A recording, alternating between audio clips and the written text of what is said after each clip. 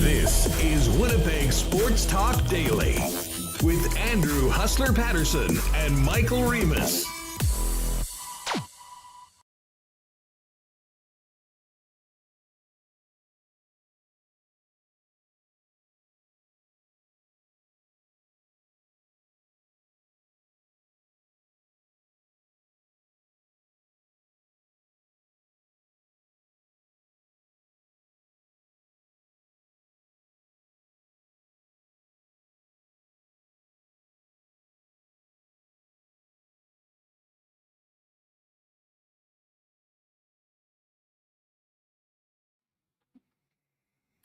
Happy Friday, everyone, and welcome to Winnipeg Sports Talk. Hustler Remis with you here. Packed show today.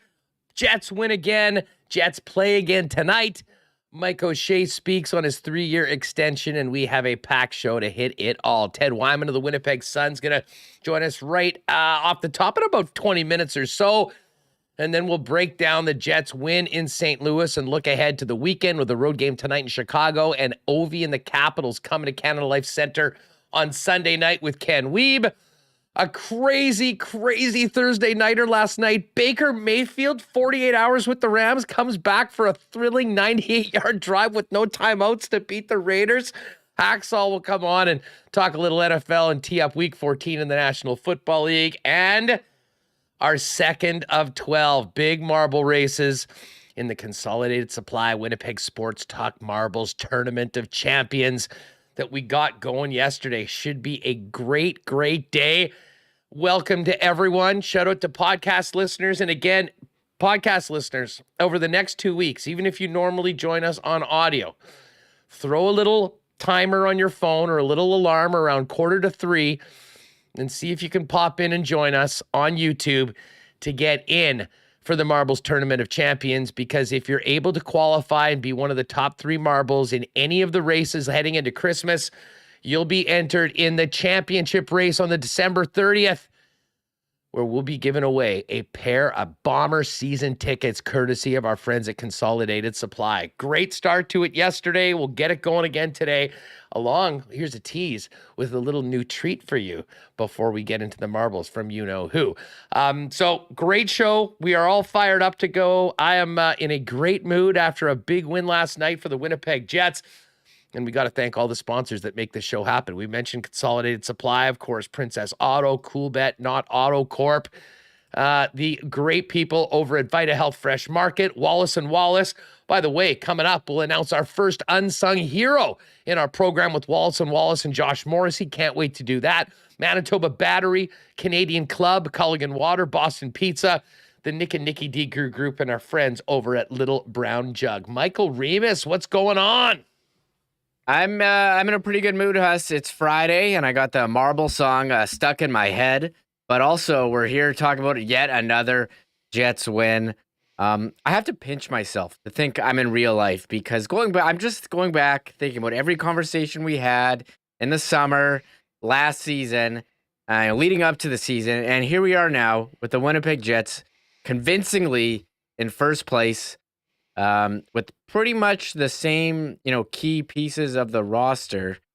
And it looks like night and day. Like, you're watching this, like, is this really the same team that we saw last season? It's incredible, the turnaround that's happened, and I'm loving watching it every night. And look, they go on the road in St. Louis, traditionally a very difficult matchup. You think you're going to get a tough, close game. If you bet on the Jets or you wanted them to win, I think you felt pretty comfortable most of the night, and it's hard not to feel comfortable with Connor Vesna Buck or Hart Trophy Buck. I mean, what are we going to call him now?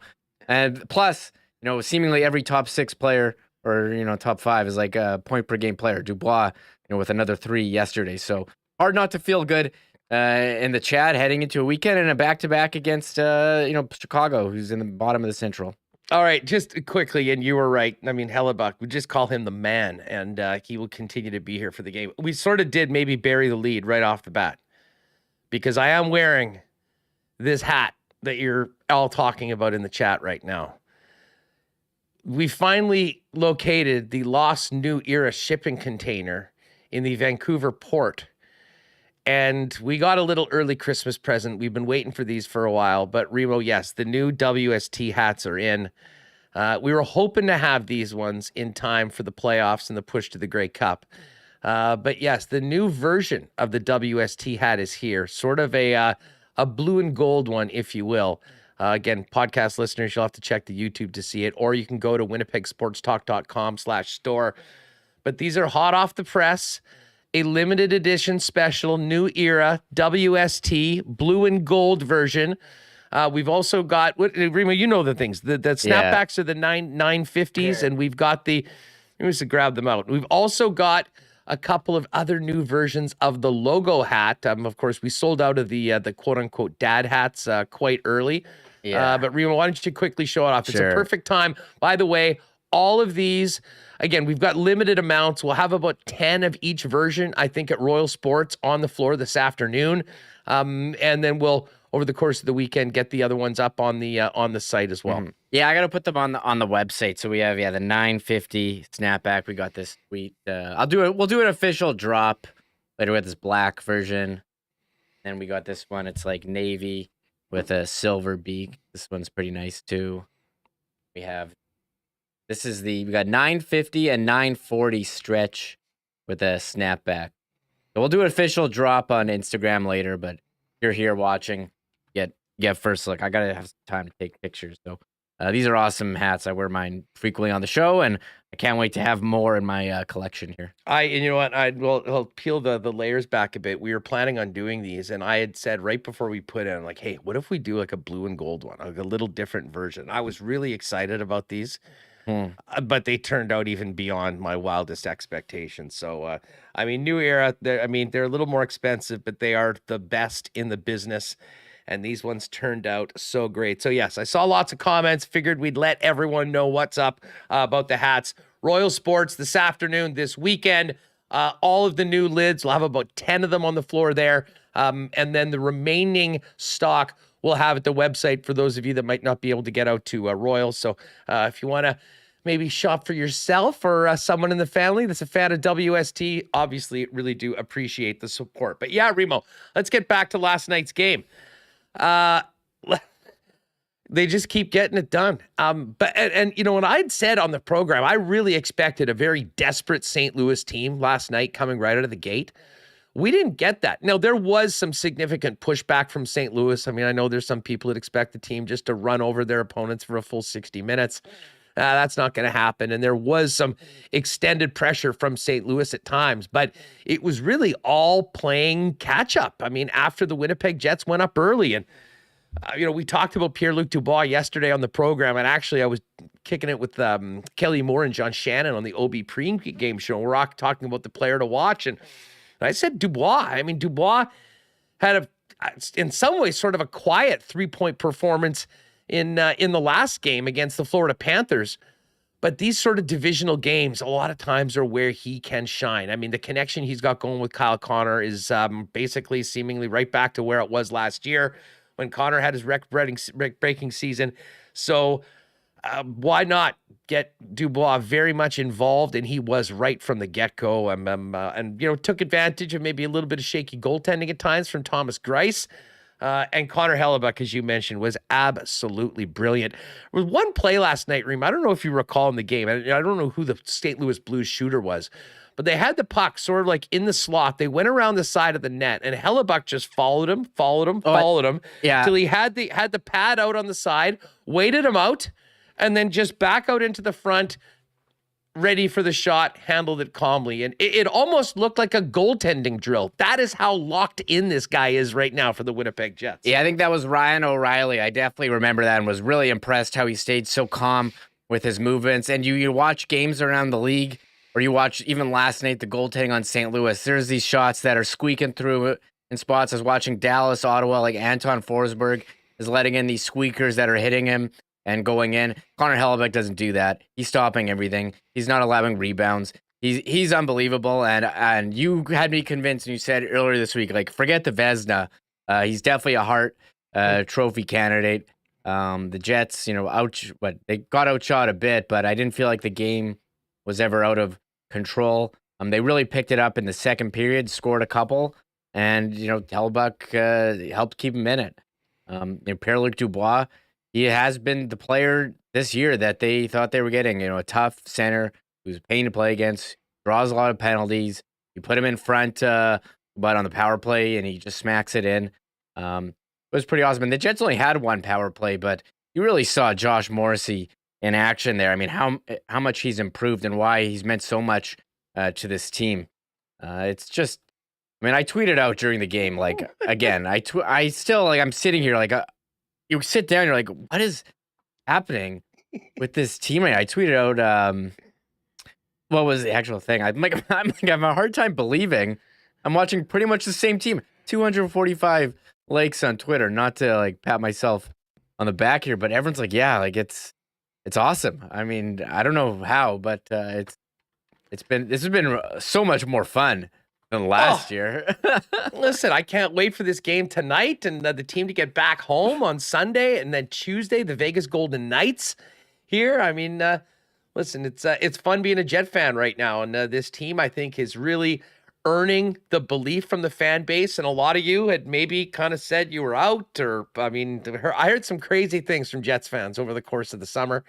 I'll say this: a lot of them have re-engaged, if you will, and they should. I mean, this team's in first place. It's playing this ass off right now, night after night, and I mean, so much of it goes back to the man we love to call Bones, Rick Bowness, and the job he's done. And we'll hear from Bones in a minute. Just quickly on where the Jets are right now in the National Hockey League. The Athletics NHL Power Rankings came out today. And it was really interesting. They had the number one Boston Bruins, and they've got, their ranking last week, where they've been, their record. And they ask about each team, is their record for real? So the Boston Bruins, for instance, is their record for real? No. They're an elite team without the league's best team right now. But is their record for real? Not a chance. No team can sustain winning 84% of the time. And the 141 place is just silly. Same answer and same question for the New Jersey Devils, who are 24-1-1. The Maple Leafs at 16-5-1 are number 3. And they say that, their record's not for real for a number of reasons. Then you get to Vegas at 4, and then the Winnipeg Jets are number 5. And Jet fans that read The Athletic will listen to this. The Jets finally cracked the top 5 this week, and the team's 17-7-1 record has them 4th in the league by points percentage. You're probably thinking, great, another week of the Jets getting dumped on by the power rankings losers. Guess again, the Jets deserve more. Their take on this is that Hellebuyck has been, unbelievable. And just, he's one of the best goalies in the world, doing his part with some of the best in the numbers in the league. But if we take that at face value and already bake it into our expectations for Winnipeg, this team should actually be even better, considering their shooters have been just average. They cite Kyle Connor.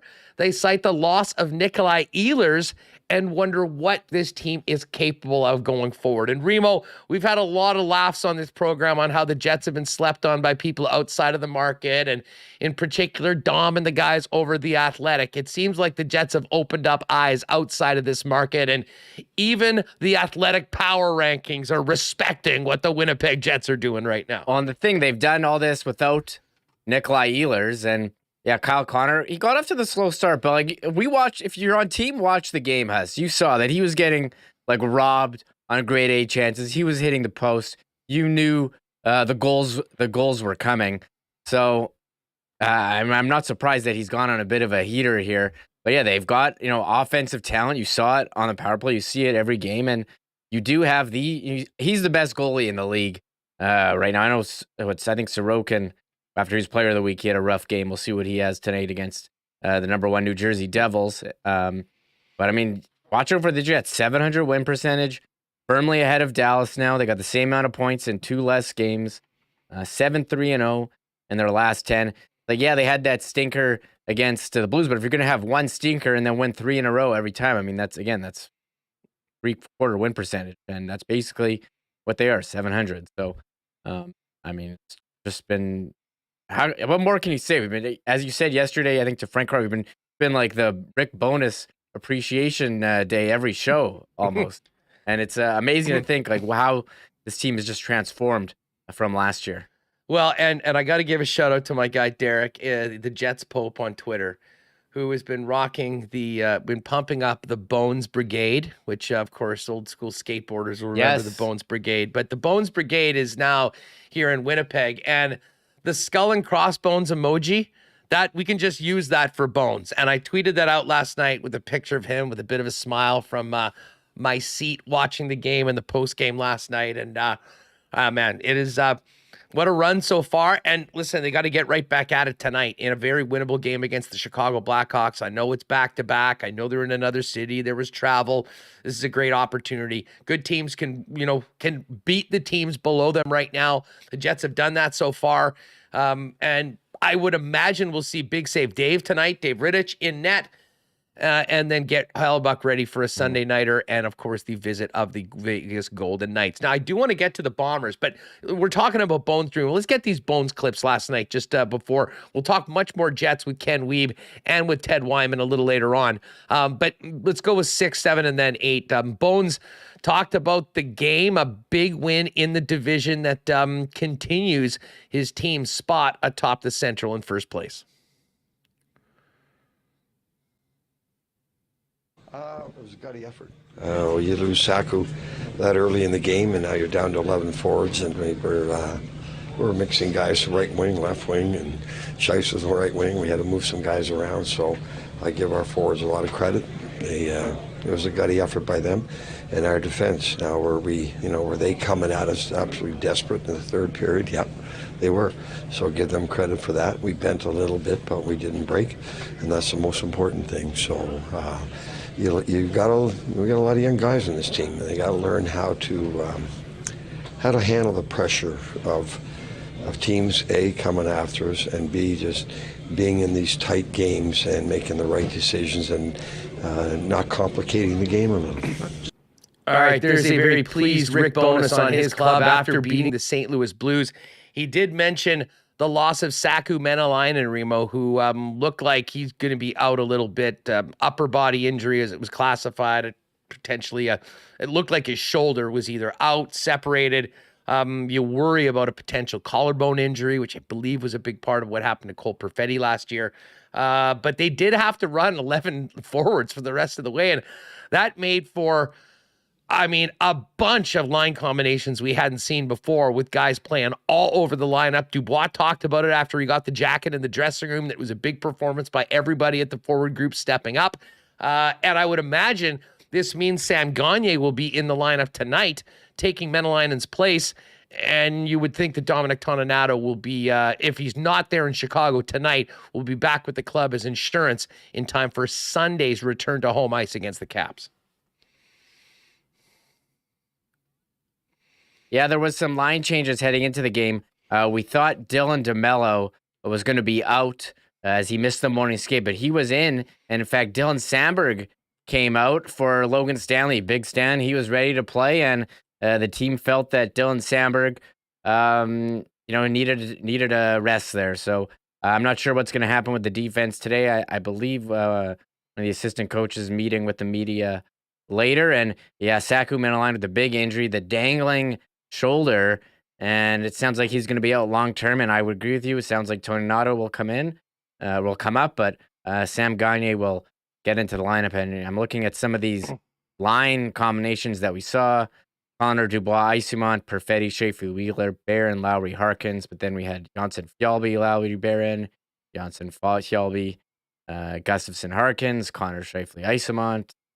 It sounds like AJF played AJF with Shifley, Gustafson, AJF, Gustafson, Isimont, Perfetti, Dubois, Wheeler. They were mixing a lot. You look on Money Podcast, a lot of different shifts, as you said. So seemingly everyone got a turn to play with everyone. And I think that's great because they're just such a close-knit team, right, that loves each other. Well, it seems that way. And hey, winning is fun. Winning is, I think everyone's enjoying being part of the Winnipeg Jets right now. And you're seeing it on the ice, and you're seeing it on the great videos that the team's social media is putting out after all these wins. And the jackets get passed around. One of the other guy that got the jacket last night, who I thought had a monster game, was David Gustafsson. Now, did not Kenny give his box out play on the empty netter, hit the lamplighter last night on KNR? So yeah, on Kenny and Rennie, they give like their lamplighter play of the game. Usually it's a goal, but Ken is so like buckled in on the Gus bus. He's got like a permanent ticket. He's like, oh no, the lamplighter was he's driving. David Gustafsson boxing out a guy so they could score the empty netter and stealing and win the game. But I mean, he's a really, really good defensive player. I just think it's funny to give the lamplighter to a box out play. Although it could have been one of their other things. Well, awards I'll say this, and this is another compliment for Rick Bowness. You think back to the Carolina game where that 3-goal lead evaporated over 5 minutes with the other team's goalie pulled, and David Gustafsson wasn't out there, and Bones owned it.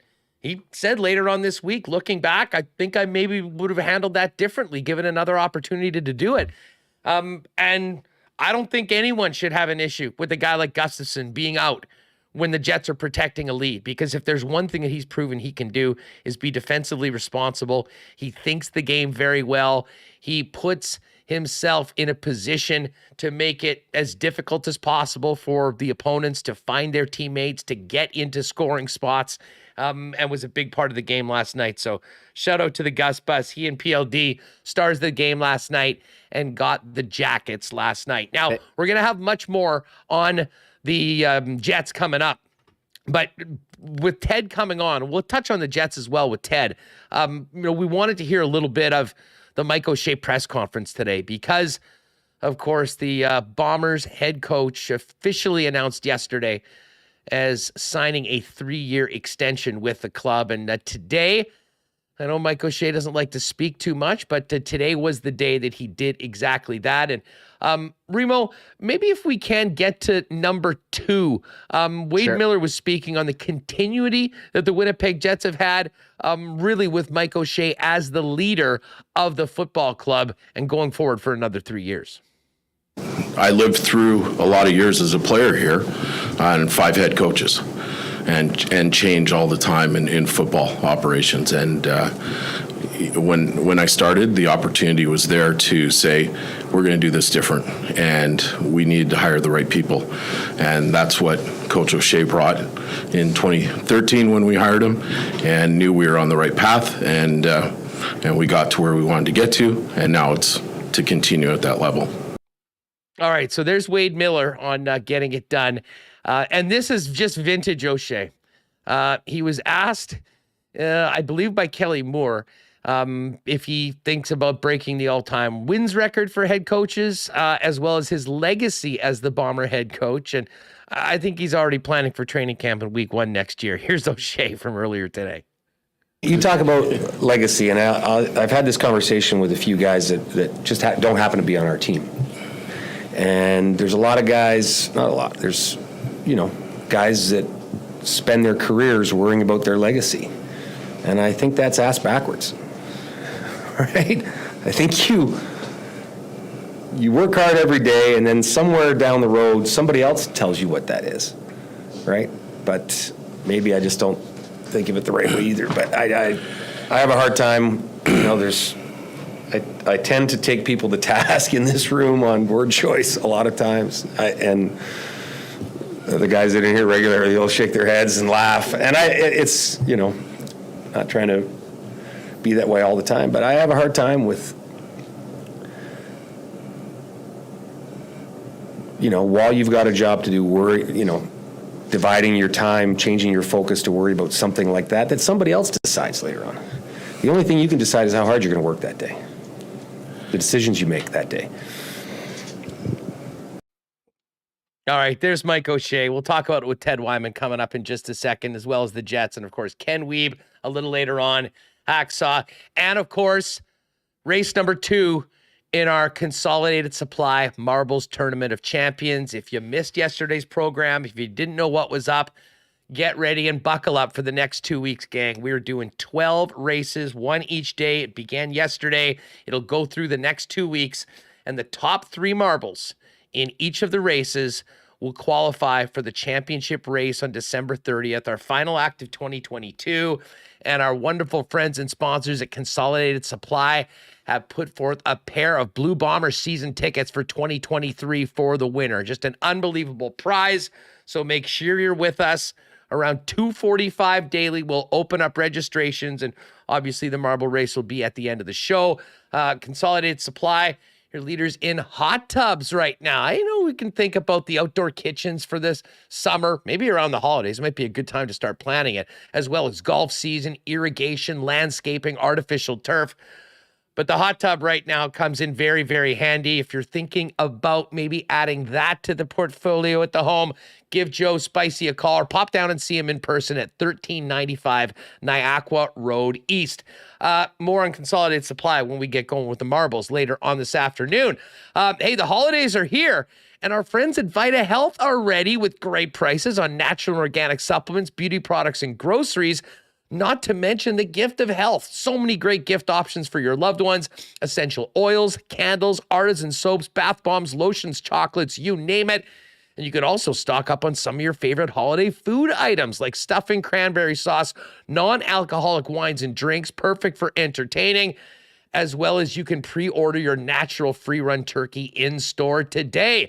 Vita Health Fresh Market, empowering people to lead healthy lives with 7 Winnipeg locations, including the newest store in Linden Ridge and online at myvita.ca. Donnie and the gang at Manitoba Battery are ready for winter. Are you? Folks, if you're unsure of whether you need a new battery, don't wait until you definitely do. But the best thing to do is pop down and see the gang at 1026 Logan Avenue. They can test your battery and help you figure out whether it's time to replace it or not. And if you do already know it's time to get a new one for your car, do it now. Be proactive. Save yourself the pain in the ass of getting boosted or picked up from a friend. And hey, you can save time and money by letting Manitoba Battery deliver the battery right to your door with the best prices in town. Order online or by phone, and they'll have that battery to you the same day, as long as you get the order in by 3 p.m. that day. It's that simple. There's only one place where you can buy a battery from the comfort of your home and save money while you do it, and that's Manitoba Battery. Find them at manitobabattery.com. All right, and just before we bring in Ted Wyman, we now have our first winner of the Unsung Hero Award, which we've been doing with Josh Morrissey and Wallace & Wallace in support of the Dream Factory and people making a difference in our community. Folks, send us your nominations for people making a difference in Winnipeg so we can reward them with an autographed jersey from Josh Morrissey. And everyone making a nomination is going to, be entered to win. And when their nominee is selected as the unsung hero, Wallace & Wallace is going to make a $500 donation in their name to the Dream Factory, and that's going to be matched by Josh and Margot Morrissey. I have to give a big shout out to Stacy and Remy, who let us know about 2 incredible people, Paulette and Peter, who have done a number of things, managing the St. Mary's Food Bank, which supports over 650 guests in need every single month.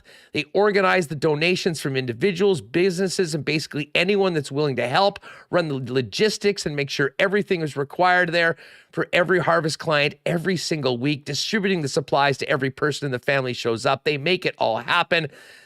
They also make beautiful Ukrainian Easter eggs for fundraising options or auctions with funds supporting causes like the Never Alone Cancer Foundation. Their tireless work helps sick folks with not only financial help, but with peer support, travel help, and even delicious food from the Winnipeg Soup Fairies. And last but not least, they run the Winnipeg Soup Fairies from the St. Mary's Road United Church Kitchen, tirelessly cooking up and delivering delicious free soups along with fresh baked bread and cookies to individuals and families in need. They started supporting folks affected by COVID during the pandemic lockdown, and along with the Never Alone Cancer Foundation, and now added families affected by cancer diagnosis. Paulette and Peter, you are the epitome of what this unsung program is all about. On behalf of Winnipeg Sports Talk, Wallace and Wallace, Josh and Margot Morrissey, congratulations. We'll be in touch with that jersey to you. And to our friends, Stacy and Remy, thank you again for this. And by the way, they're quite involved in pet rescue. And I'm just going to post a couple of these Instagram links there for Oreo, Smokey, and Chipsy, their dogs from separate rescues. You can find out a little bit more there. Give it a check out and maybe give a follow. Thanks so much to all of you. All right, great stuff. Thanks again to Wallace and Wallace. Congratulations to Peter and Paulette. That is just phenomenal work. Let's get Ted Wyman in here.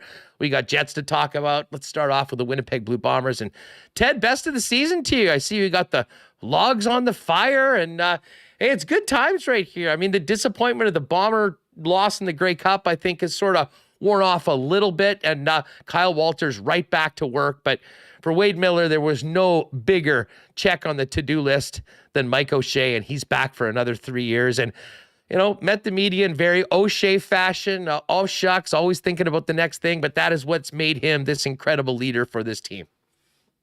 Yeah, no doubt about it, Hassan. I'll tell you, you talk about things wearing off a bit off that game. It hasn't for Mike O'Shea, not one bit. We did speak to him after that fully public media availability that you guys were showing. We had a little bit of time to talk to him after, and he said, this one is it is really tough. It's sitting here, and I've had to balance over the last couple of weeks the pain and dealing with what happened there, losing by 1 point to the Argos, and looking at getting a new contract together and trying to figure out how to make the Winnipeg Blue Bombers better going forward.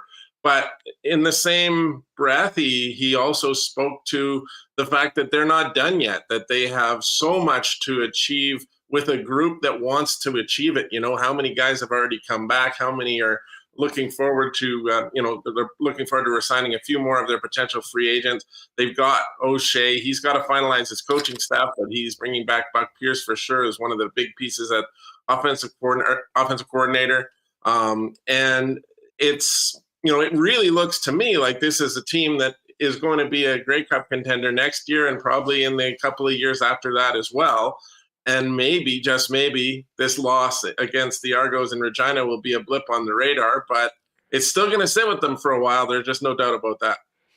Ted, Mike O'Shea doesn't want to talk about his legacy, but I'm here for it. When you think about Mike O'Shea, what he's meant to this organization, now knowing that there's 3 more years of this O'Shea era, is there any doubt that he finishes up as the most winningest and I guess we'll see about the Grey Cups, but certainly for regular season wins. And when you think about what preceded Mike O'Shea before he came here, one of the most special times in Winnipeg sports history for a leader taking over any of our teams. Yeah, I had the chance to talk to Pat Neufeld yesterday after it was officially announced that Mike O'Shea was returning as head coach of the Bombers for 3 more years. And Pat made it very clear he believes there will be a statue to Mike O'Shea one day.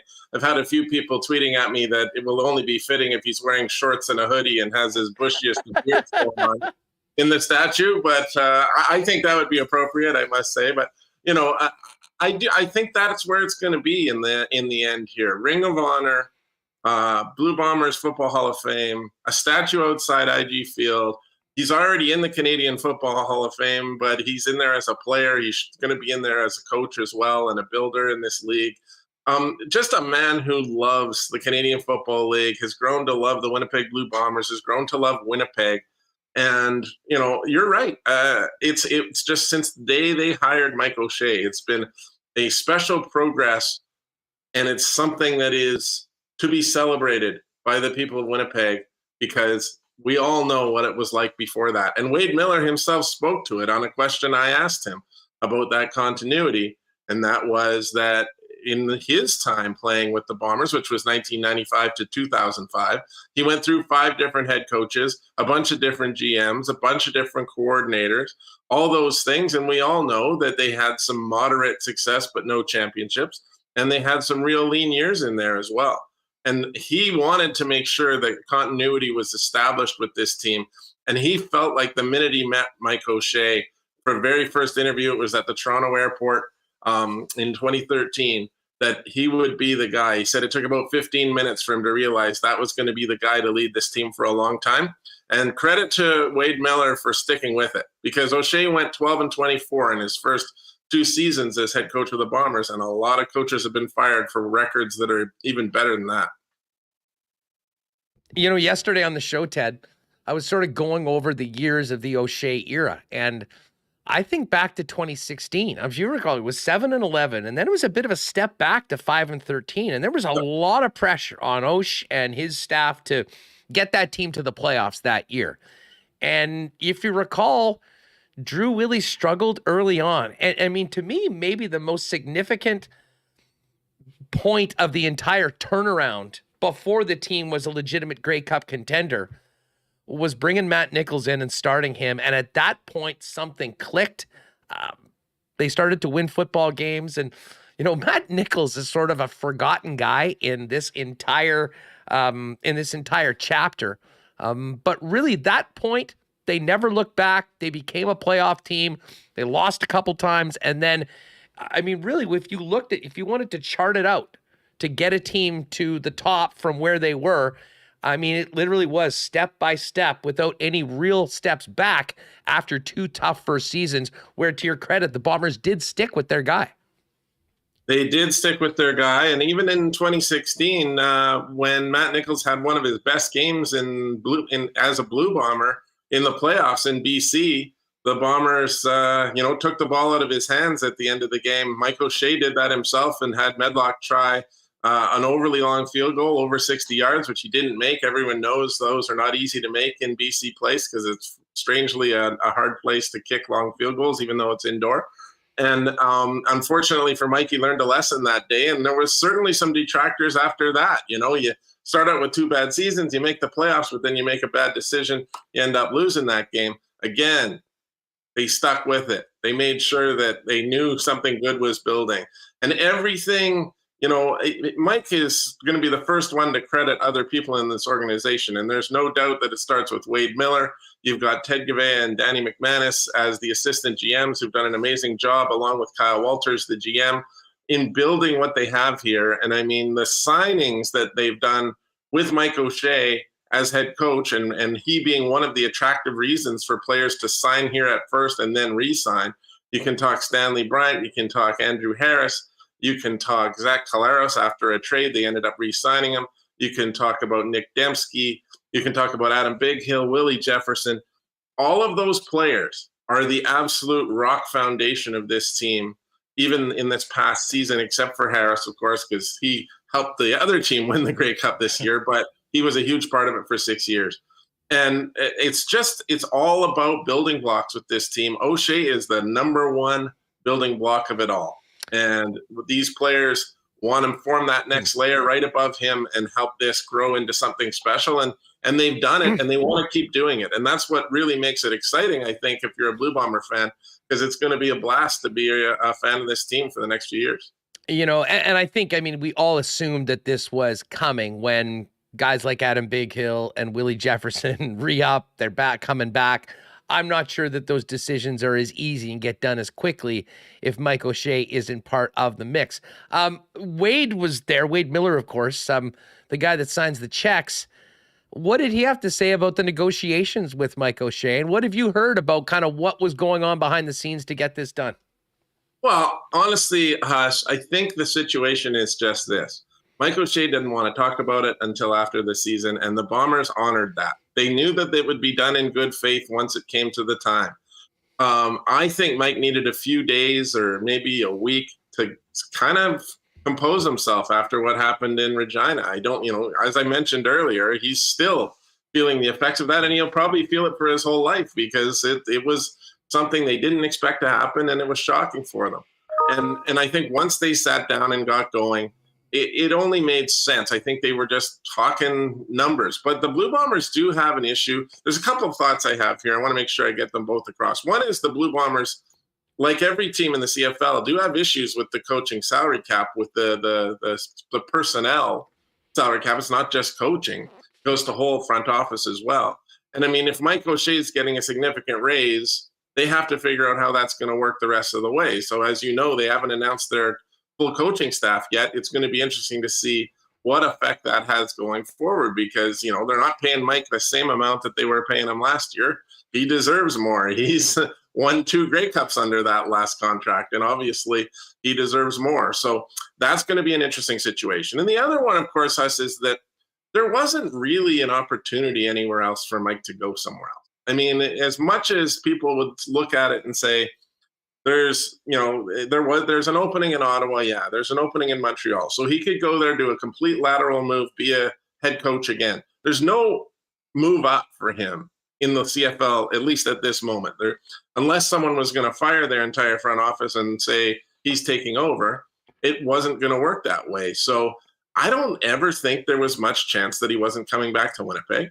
And I think the negotiations were probably reasonably smooth, just dollars and cents, and trying to figure out how it fits into their plans going forward with that entire personnel salary cap.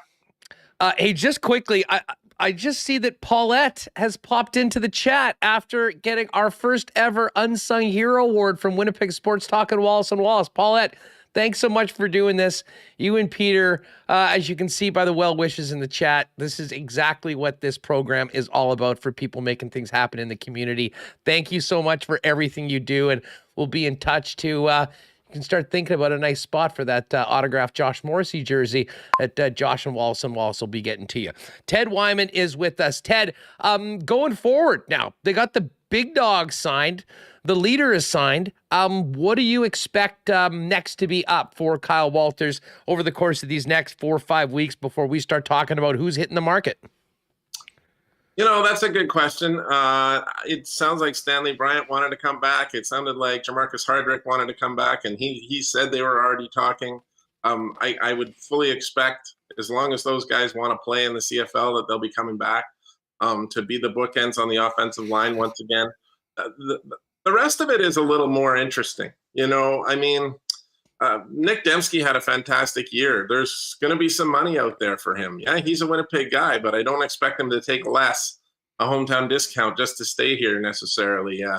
So, you know, he's a guy that I think is very important for them to want to sign, but is it a guarantee? I don't know. Another guy I'm interested in watching for is Jackson Jeffcoat. You know, he every year when he leaves, he doesn't make any kind of commitments verbally. He says, who knows? We'll see. We'll see what's out there. And he's even indicated that he's got a job waiting for him in real estate, and that he could just end up doing that back home in Texas. So that's one that I'm not sure about either.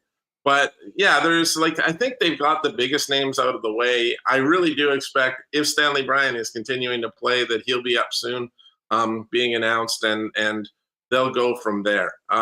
You know, one of the really interesting things, of course, Haas, and Miller was asked quite a bit about this today, is the Kyle Walters situation, because he has 1 year left on his contract. And there was from all indications from the questions asked of Wade today, there's no plan to do a contract extension with him at this point.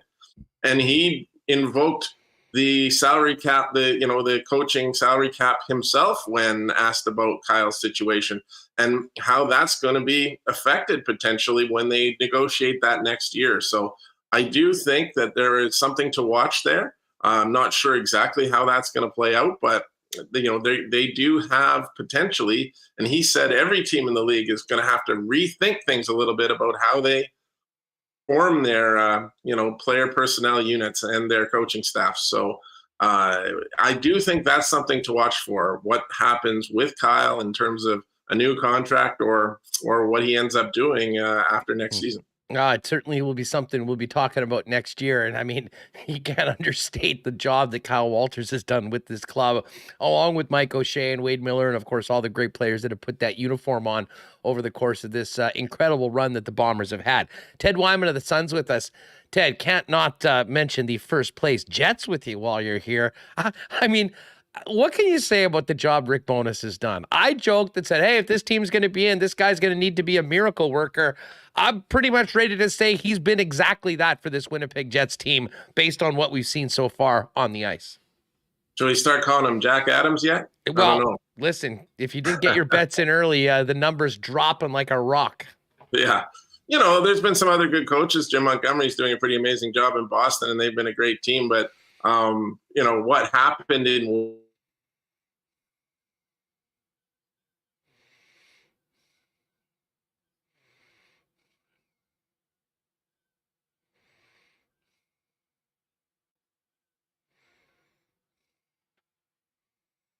Yes, I lost him. One sec. What can Remo? Wait, can we still hear Ted? There he is. I'm And back. He's back now. I don't know what happened there. Perfect. Sorry, Ted, go ahead. We lost you for a If you second. lost me verbally, I did see that my face wasn't there anymore. Yeah, That was just an editorial decision by the producer. I don't know what You cut off, man. that was weird. I don't know what that was. Those are terrible opinions, Wyman. Oh my Yeah. God. No. All right. Anyways, I do think that the prevailing opinion from players that I've talked to is that they didn't care for the way it was going with the coaching last year. Not to throw Paul Maurice under the bus, but he himself said he probably shouldn't have been there for last season. He probably should have stepped away before the season, and it wasn't really a good situation going forward until the day that then he, fired himself and stepped away. And then for the second half of the season, Dave Lowry's the head coach, and he's the father of one of the players on the team. And Brendan Dillon told me just last week, that was weird. I mean, maybe from the outside you would think it was weird, but they're all professionals. They can deal with it. No, it was weird. And they had, and that didn't really sit very well. Not only weird, Ted, not only weird, but I will say this, and I thought it was the case then and even more so now, completely unfair to both Dave Lowry and Adam Lowry. I mean, Yeah. I think it just speaks to how they really didn't have any other options. And it Right. proves, I mean, as much as I was thinking maybe this was hey, we'll just let Paul have a nice way of leaving. We won't say that he's getting fired. If you were doing that, you have a better plan to take over than promoting an assistant coach in the room with his son on the team. And I mean, I think it was an untenable situation for everyone involved, especially both guys with the last name Lowry. Yeah, I agree. And we know that now, right? That's the point I'm making is we know that the entire coaching situation was a cluster, last season. And now they've got a guy in here who is a good teacher. He's a great communicator. He tells it like it is. If they play crappy like they did against Anaheim, even though they won, he's going to let them know it. And there's just a completely different atmosphere around the team. There's a different feeling. They're totally energized by what Rick Bowness has brought to them. And he's got them convinced to play a different style of hockey. They're really strong in all zones right now. Their penalty kill's gotten so much better than it was. They are obviously getting great goaltending from Connor Hellebuck and big performances from guys like Scheifele and Connor. Blake Wheeler's playing excellent. Josh Morrissey has been one of the better defensemen in the National Hockey League. The third and fourth lines have guys that are contributing on every shift, every night. That's a recipe for success. And I just think that if you're going to look at one coach in the NHL that's turned a team around the most, it's pretty clearly Rick Bowness. No doubt about that. Ted, listen, great stuff as always.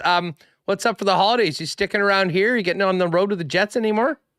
Oh yeah, nothing with the Jets until the new year, but looking forward to that. I'll be getting into some curling in the new year as well. And I haven't made it official yet, but I'm sure planning some time in Mexico. I hope that happens because I can't do an entire winter here. This can't happen anymore. Yeah, no doubt. What we're feeling it. I had about a 60-degree swing from getting on the playing guitar to getting off here in Winnipeg. But I'll tell you what, it's fine. It was way worse going there than it was coming back.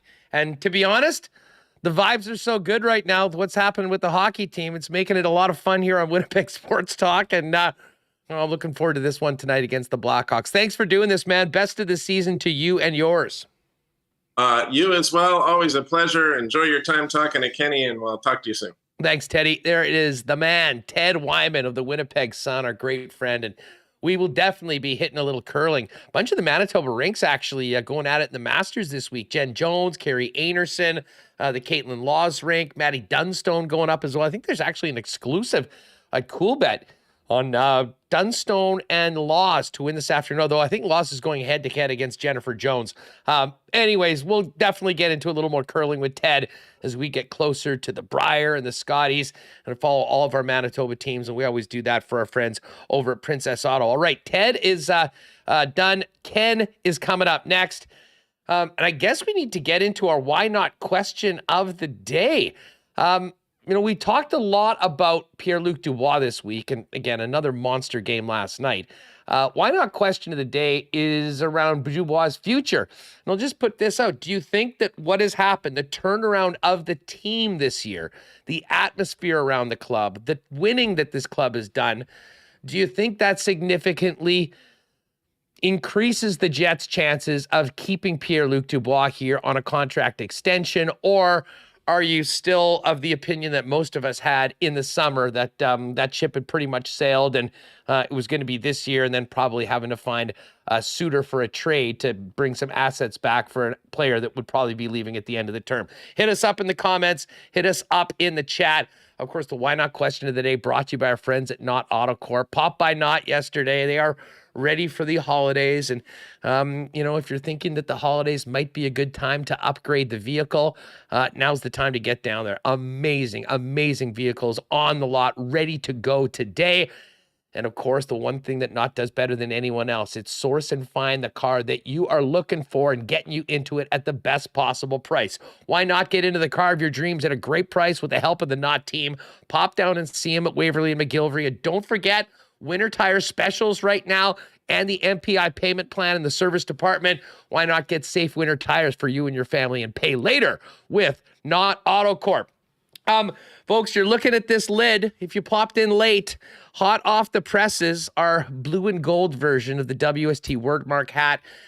We finally got the lost shipping container that had the order, and it showed up yesterday just in time for Christmas, and Royal Sports is that spot. When you're heading down to Royal, you can take care of all of your Christmas shopping, but WST fans, you can check out limited quantities of this hat in both the 950 and the 940, the snapback and the dad hat, if you will, as well as a couple of new versions of the Winnipeg Sports Talk logo hat, a black version, as well as a snapback with a silver gray beak and pin on the top. All there at Royal Sports. You can also check out our website for that. But as I said, holiday shopping taken care of in one trip.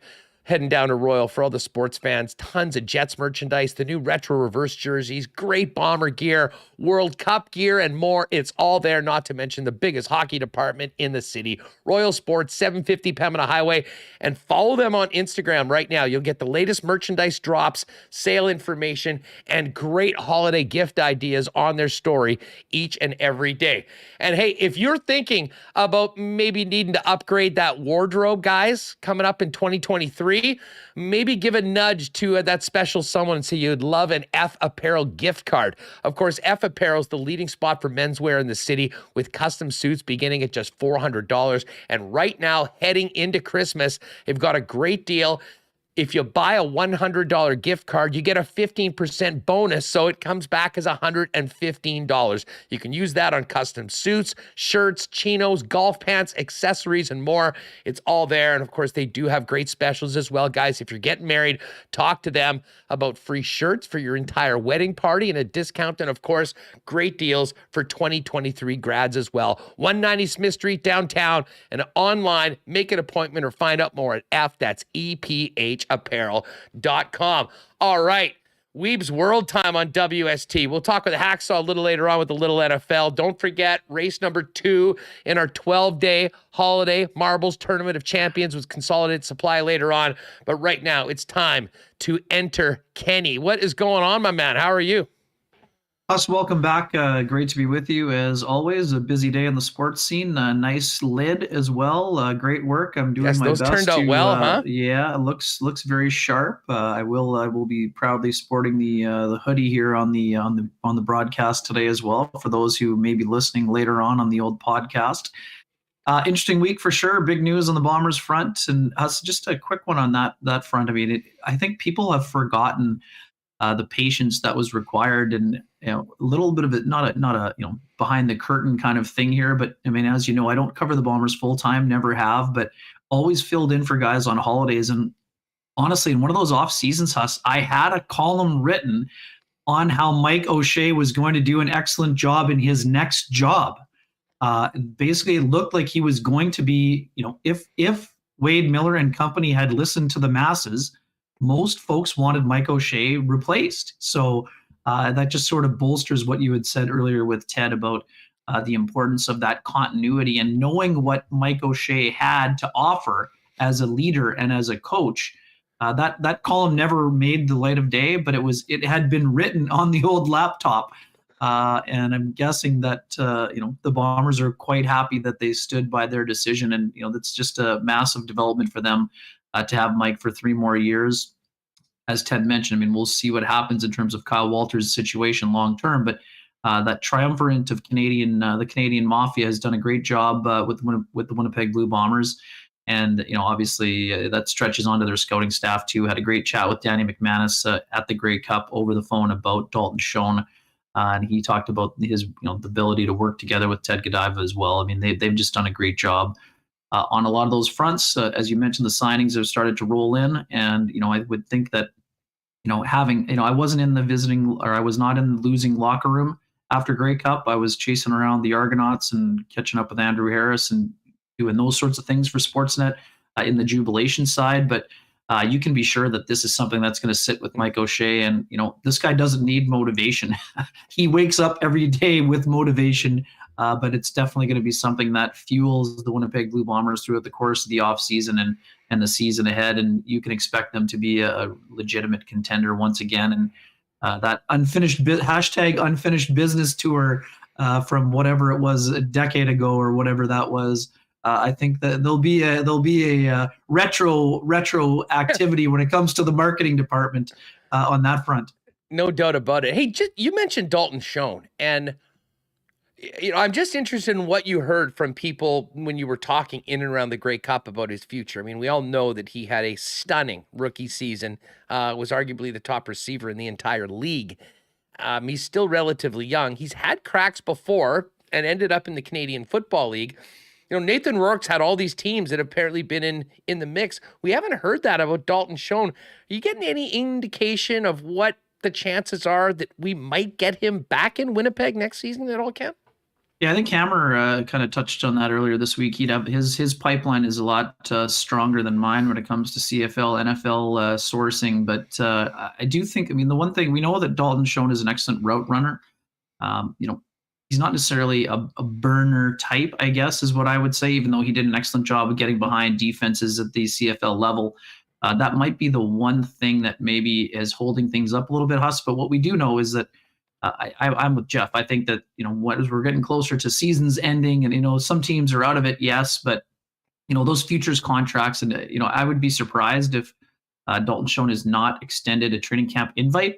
But if you're shown, maybe after bouncing around the NFL practice rosters, maybe you feel like maybe stacking one more year of, extended excellence in terms of his level of play. Like if you're not getting anything other than, a sniff to be a practice roster guy, and yes, we know that can be lucrative, he may be better off thinking to try to be one of the best receivers in the CFL one more time. Like I got the sense from talking to him at the Grey Cup, and I don't pretend to know him the way Jeff or Ted or any of those guys do, but the sense of stability he was able to have in coming to Winnipeg after bouncing around practice rosters and, being here, being cut, going back to Kansas City, that can be taxing on an individual, especially one like his story is so excellent, Huss. This guy walk on, and then became a captain at Kansas State.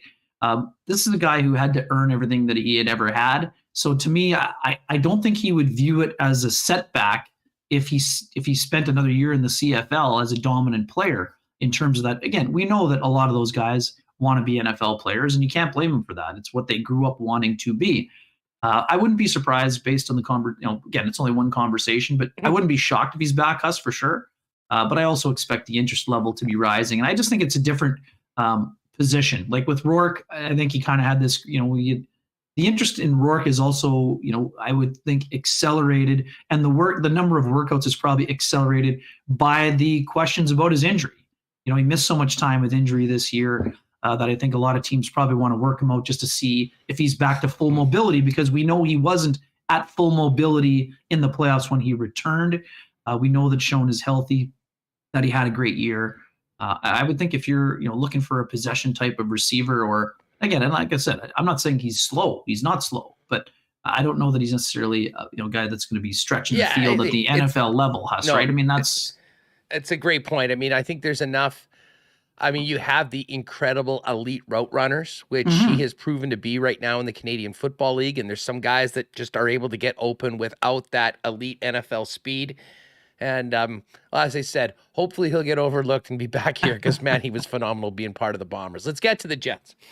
Big win last night. But before we get to last night and a look ahead to this weekend with the games in Chicago tonight and at home against Ovi and the Caps on Sunday, what'd you think about Tuesday? Everything around the game, the return of Paul Maurice, the game that I said I wanted the Jets to win more than any of the other 82 on the schedule this week. They seem revenge tour. They seem to bounce back. I mean, Rick Bowness, and maybe this really starts in the post-game comments from Bones on Sunday, who was borderline offended at the way his team came out, despite coming back and beating the Anaheim Ducks. I mean, I can't remember the last time we heard a coach of a winning team here or anywhere speak the way he did afterwards. And it seemed to really get his players, not that they needed it, I think, with Maurice coming back, but it set them up for a strong game. And it was Mark Scheifele who led the way on the ice, although maybe not off the ice, rolling out the welcome back carpet for Pomo.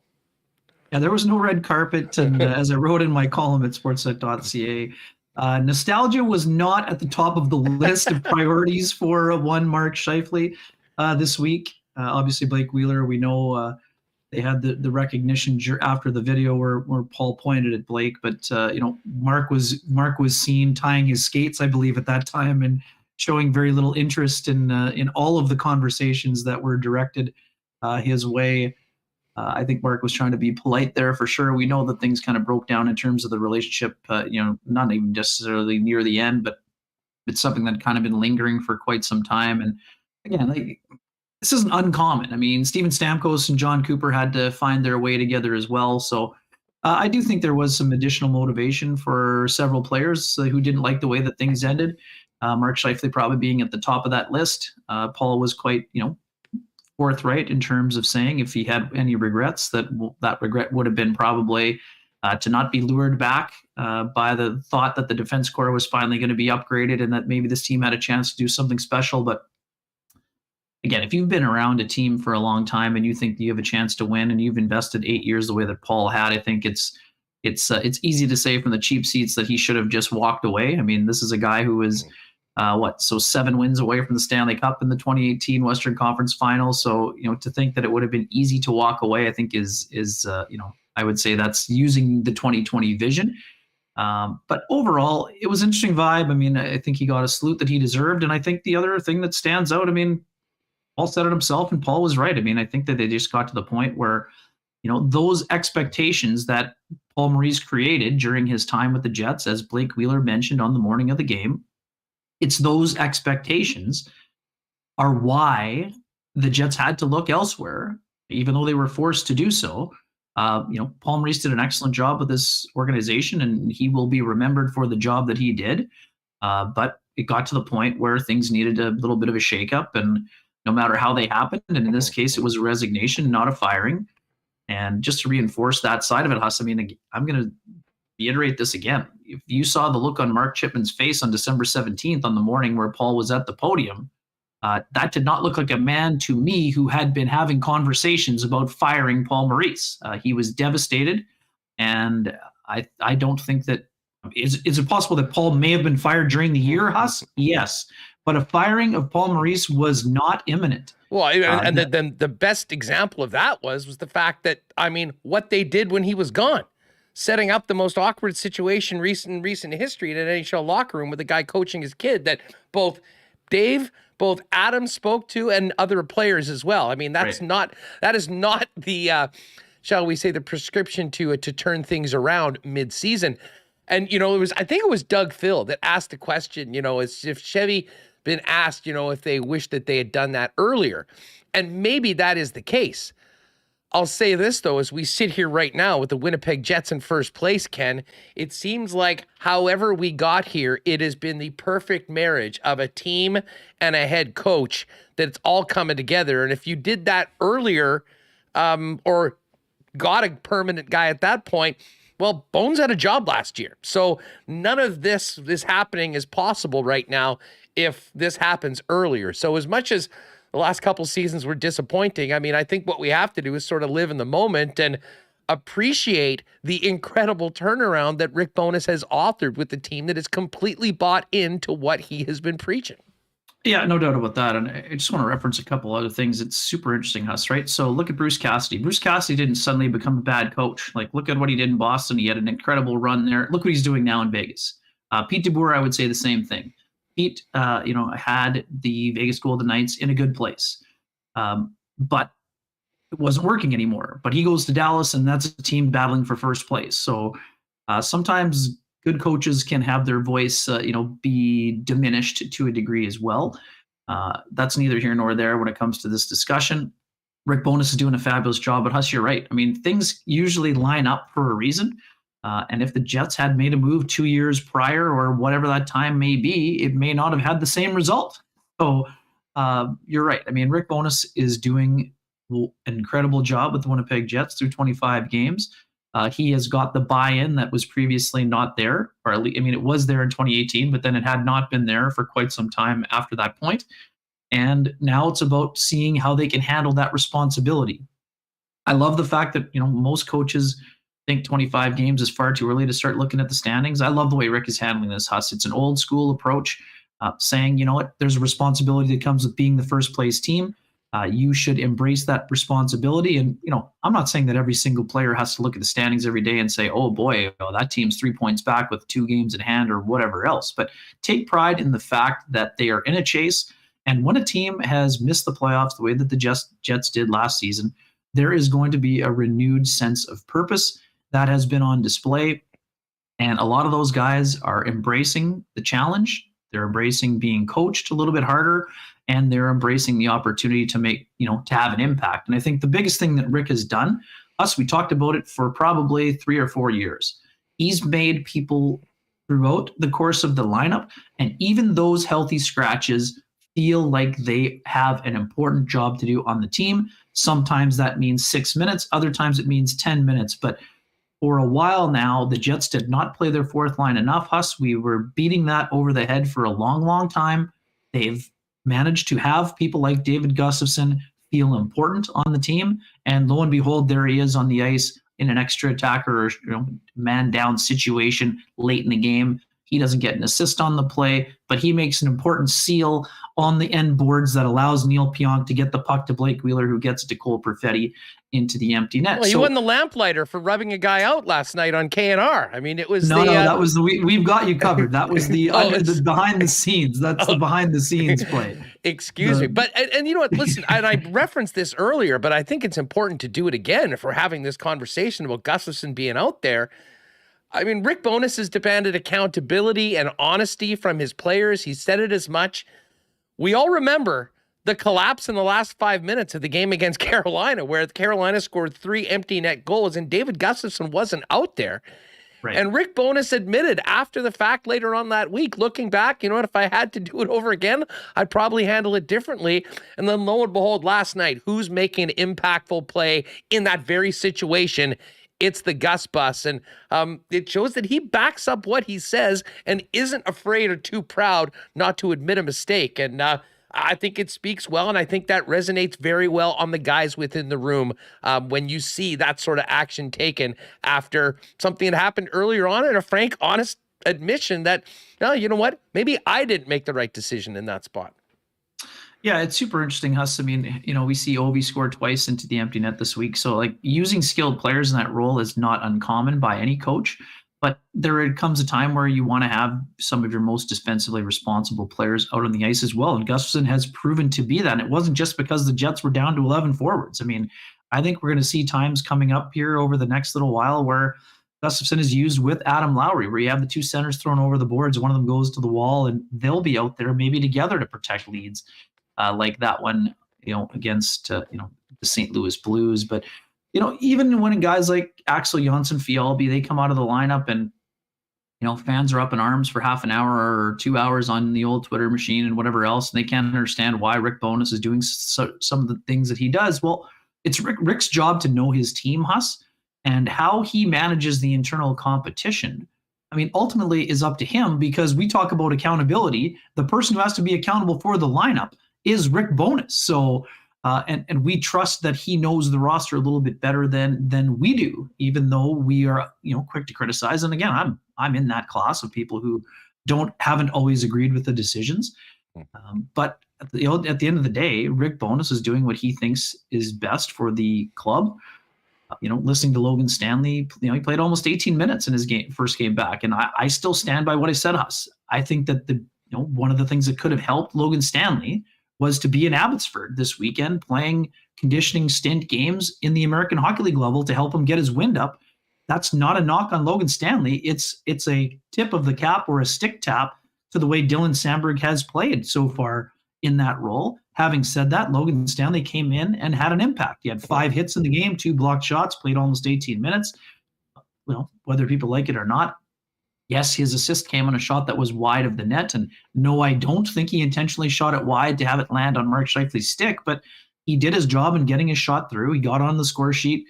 And more importantly for that, he made an impact on the penalty kill and used his body, which is what he's going to have to do, Huss, to stay in the lineup. So, like we said before, competition is ongoing up front, even with the loss of Saku Menelainen, who, we expect is going to be out in the week-to-week category and not day-to-day after what looked like a separated shoulder. To some of us who aren't doctors but who pretend to make an analysis or diagnosis off the television. But the competition is on the defense too. That's unfortunate. We've talked about this before, us. If you're Dylan Sandberg and you played well enough to stay in the lineup, yes, you're going to be a little bit confused or disappointed to be out of the lineup. But you got to stay on your toes when you have fewer than 50 or 60 NHL games in your resume. You're on your toes. You got to do the best you can, and when your number is called, you have to be ready. And that number could be called on Friday night if depending on Dylan DeMello, who sounds like he'll be another game time decision with whatever he's dealing with here. Yeah, listen, I thought Stan was fine last night. And to be honest, I think if you saw his very small body of work at the beginning of the season, despite all the noise around him, he played some of his best hockey as a Winnipeg Jet. And even the analytic numbers were very, very complimentary to Logan Stanley. So competition is a good thing. And then listen, if you're in a lost season like last year, for instance, I'm totally here for the conversation of playing some younger guys, getting them experience. This team's in first place right now. They're going out to win hockey games, and the coaches have been pressing the right button. And listen, it's always fun to talk about particular lineup decisions and Canadian markets. We can spend a lot of time talking about the 6th defenseman or who's the winger on the 4th line. Overall, they're going to need, and just gets back to your point of everyone feeling a part of it, Ken, they're going to need every one of these guys if they want to continue their lofty spot in the Central Division. And which is a good segue to the Menelainen injury.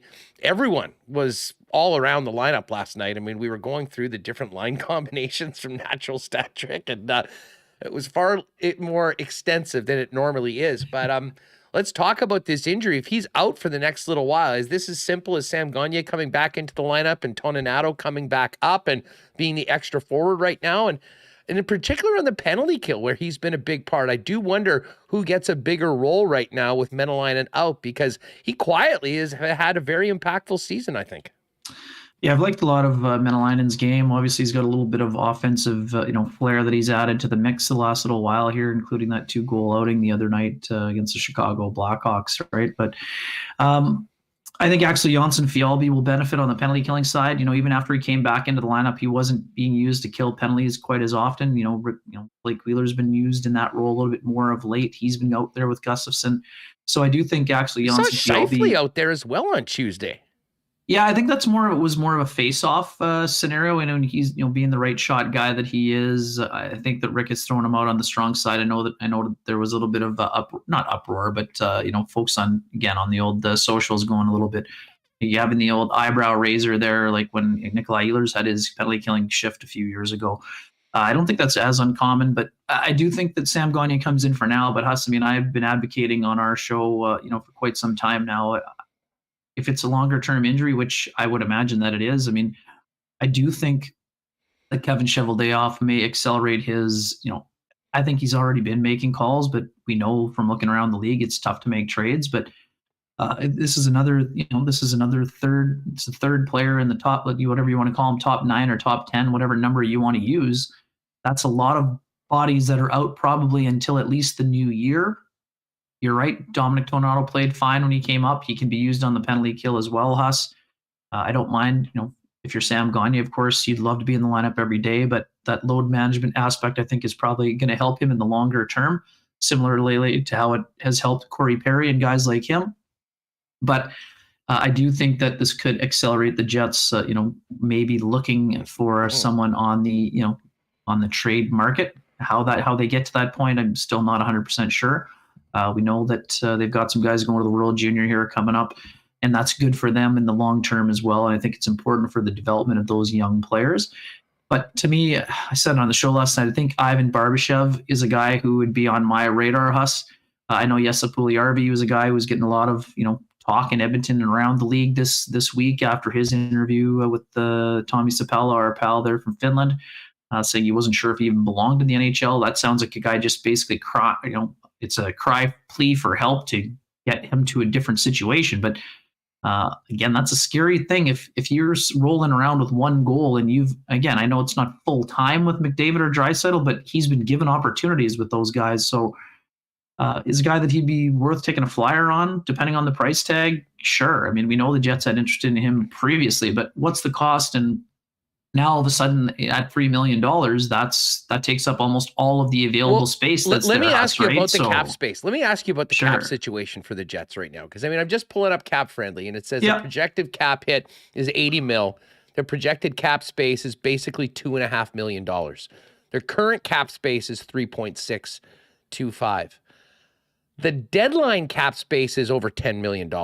And I just wanted you to maybe explain for people the fact that the little contract was off the books and they're now in a situation where they are not into LTIR.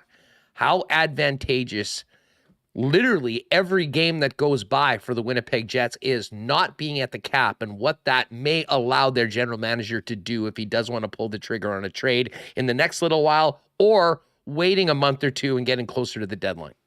Yeah, and this is where Sean and I kind of have a difference of opinion here. Sean's all for waiting till almost the very end, because then you can add a more impactful player who makes more money. And I understand the premise just fine, but to me, I think that that's taking an unnecessary risk. Yes, you can bring in a higher end player who makes more money, but you may miss out on a month or more of action. And the Jets forwards deserve an incredible amount of credit for their ability to not only keep this team, above water, but at a high water mark us right now. Guys like Mikey Asimont jumping into the top 6, Jansen Harkins yesterday with Menelainen going out, jumping up and playing, almost 15 minutes of ice time. Having scoring chances. So they have guys in the pipeline that they can use, and those guys deserve credit for what they're doing.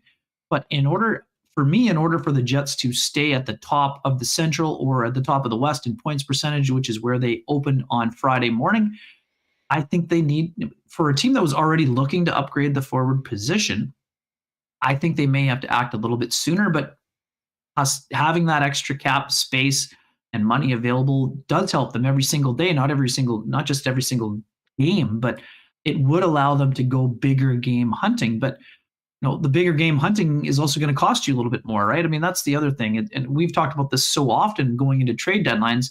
It's often that under the radar guy who might be a fourth or fifth defenseman or a middle 6 forward, rather than a Claude Giroux or a guy like that who you expect to go in and have a humongous impact. Sometimes those guys have an impact, but sometimes their team doesn't win. So that's why I mentioned Barbashev right out of the gate, Huss. To me, Barbashev is a guy, I don't think he's going to be a 21 goal, 60-point player again, but this is a guy who can play in your middle six. He's sometimes is used on the fourth line, but he's more than a fourth liner. He has some skill, but he plays with this incredible amount of sandpaper. He's very physical. He knocked Sam Girard out of the playoffs, and I'm not advocating for violence or injuries, but that is the type of player on a checking line. We saw what the Tampa Bay Lightning had when they had Blake Coleman in that kind of a role. That line could score with Yanni Gourde and Goodrow, but they also inflicted some physical punishment. And if a team wants to win 4 rounds, you need guys like that can chip in some secondary scoring and some complementary offense, but also play a physical game. To me, Barbashev playing alongside Adam Lowry, whether it's Morgan Barron or Mason Appleton on that other side, boy, oh boy, to me, if that's the third line going into the playoffs, and one of those other guys goes down to the fourth with Gustafson and whoever else rounds out them there, boy, oh boy, that gives a team a lot of depth. And Barbashev, you could also bump into the top 6 if you were looking to maybe give Cole Perfetti some, reduce his minutes slightly, not take him out of the top 6, but if you're protecting a lead or, if you're looking for more of a physical presence on the forecheck, now all of a sudden there's somebody who does a lot of things that aren't necessarily in abundance on the Jets lineup. I mean, it's a great time to talk about this because, listen, even the thought of this conversation was probably nuts 6-8 weeks ago. But the Jets are a first-place team right now. And, as much as I'm sort of with you, some help right now could be real positive. At the same time, the guys that they have right now are getting it done. And I think that's great for the team as well, not to mention what it does to the cap situations we've just laid out.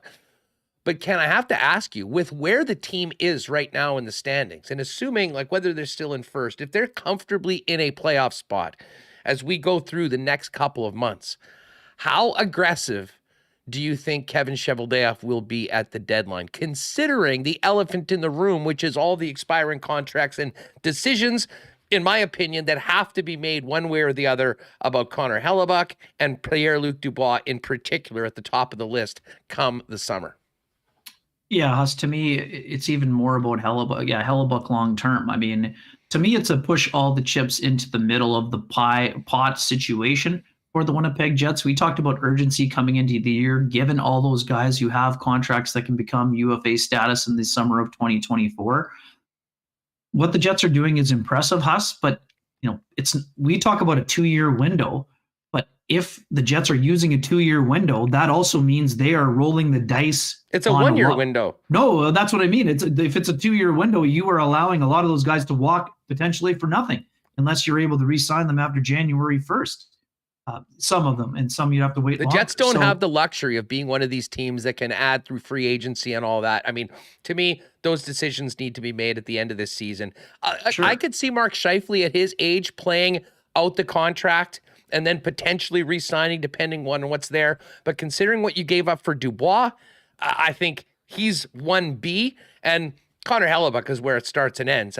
Understanding what his future is and your ability to keep him in Winnipeg beyond next season, to me, is by far the top of that list. And because of that, and you won't know it till the end of the season, that makes this year so much more important. And to be honest, I think an aggressive push, a strong playoff run would really help their negotiating with those guys to potentially keep them around longer than this season. Yeah, agreed. And that is why I'm doubling down on my view that even though Kevin Cheveldayoff has bought himself some time because of the Jets' strong start, there's no doubt about that. They don't have to make the move today or tomorrow. It's not something that has to be imminent. But to me, I think if they're going to bring in an impactful player, understand the price is higher right now, but I think the longer that they have that impactful player in the fold would allow them to not just hold off and, sort of tread water, but to be able to continue to push, because what we know about the other teams in the Central Division, Huss, that are at the top of the division, there's not a ton of salary cap wiggle room for the Dallas Stars, for the Colorado Avalanche, but those guys, those GMs will be looking to add pieces as well. And same goes for the other teams in the West. So I think that we always get caught up in the whole keeping up with the Joneses kind of thing, Huss. But I think it's also the Jets aren't just trying to get back into the playoffs and maybe win a round. This might be their best chance And again, not saying that right now, today they're among the contenders. I mean, are they a clear-cut Stanley Cup favorite? No, they're not. Their roster needs to be upgraded. To me, their roster needs to be upgraded to win 4 rounds. And like I said, that's not knocking their current personnel, because their current personnel has done an excellent job, especially when you consider Nikolai Ehlers has only been available for 2 games this season. I just think that, having watched the playoffs on site firsthand in the conference final and the final, I think there are some upgrades that need to be made to the Winnipeg Jets roster in order for them to be one of the last 4 teams standing. So, like I said, I know it's difficult. I'm not saying it's an easy thing to do, but I think the Jets are going to have to make, I'm not sure how significant the move is. I'm not saying they have to bring in a first-line winger, but they definitely need to bring in a middle 6 winger in order for them to, kind of stay at the top of the conference. And I could be completely wrong here. Maybe the structure defensively and having an elite goaltender is enough. And if that's the case, well, that's fine for them. But to me, I think having seen us, we saw how hard it was for the Jets to get 9 of the 16 victories required to win the Stanley Cup, right? And I don't think that their roster today is as deep or talented as the one in 2018. Well, agreed. And here's another thing. I mean, for all the talk about how patient Chevy is and Stan Pat, I mean, he has made some big deals, but let's look at when they really did believe that they were contenders and the moves that they did make and the assets they put out to give them, in their minds, a better chance to win. And I think history has told you that they will be willing to do that. And I think the more this team wins and the more this team spends time near the top of the division, they'll do that. One more quick one for you. Pierre-Luc Dubois has had a monster week and a great season so far. I think we all agreed that last year at the end of the season probably wasn't the time to extend a guy, considering the way that year went for the Winnipeg Jets. With the 180 that's happened with this team, the success that he's having, seemingly how much fun the guys are being together and playing together, has your opinion changed of the Jets at all's chances of keeping him here with the contract extension after this season based on what's happened this year? Or are you still pretty much thinking the way we all thought in the summer? Yeah, so I mean, I wouldn't rule out an extension at some point. I guess it's impossible to know what's going on inside of Pierre-Luc. I mean, it's impossible to know how big the gravitational pull of playing as a French-Canadian player in Montreal is for Pierre-Luc Dubois. He is certainly not he's not going down that road right now. I think he's done an incredible job of, compartmentalizing things and focusing on getting better as a player. He's had an incredible year. Right now, I don't know where I would put the Coolbet lines, Huss, to be completely frank.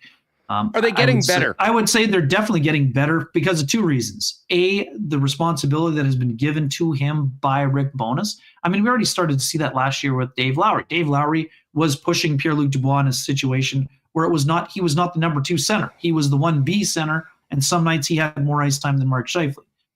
By the way, I love what those 2 guys have been doing together on the power play. I think they play a similar game, but I think that being back with Kyle Connor, I think also would be of big appeal for Pierre-Luc Dubois, because those 2 guys have been dynamite since they've been put back together. If you're Pierre-Luc Dubois and you want to be a 80 to 100 point player, riding shotgun with a guy that could score 40 without blinking an eyelid would be a pretty good way to do that. Having said that, again, I don't think we're going to know Huss until the summertime, quite frankly. There could be some negotiations after January 1st, but I don't expect that to be something that heats up.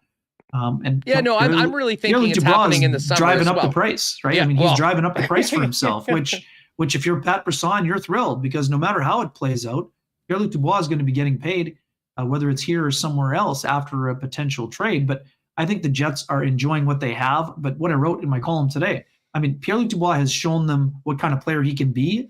He's also shown them how difficult he would be to replace if they have to get to the point of moving him, because those players that play at that level of engagement and that level of power and have that level of production, they aren't growing on trees. Every team wants them, and when you have them, you need to pay them in order to keep them. But sometimes that commitment of payment and term isn't enough. But I would say, that's a long-winded way of saying, Huss, I would say that the chances have improved, but I can't put a percentage on it right now. And boy, oh boy, if you're Kevin Cheveldayoff, you hope that the situation continues to improve and that Pierre-Luc Dubois can put up career. Like, one thing Kevin Cheveldayoff has always said, when guys put up career numbers, they're more than happy to pay.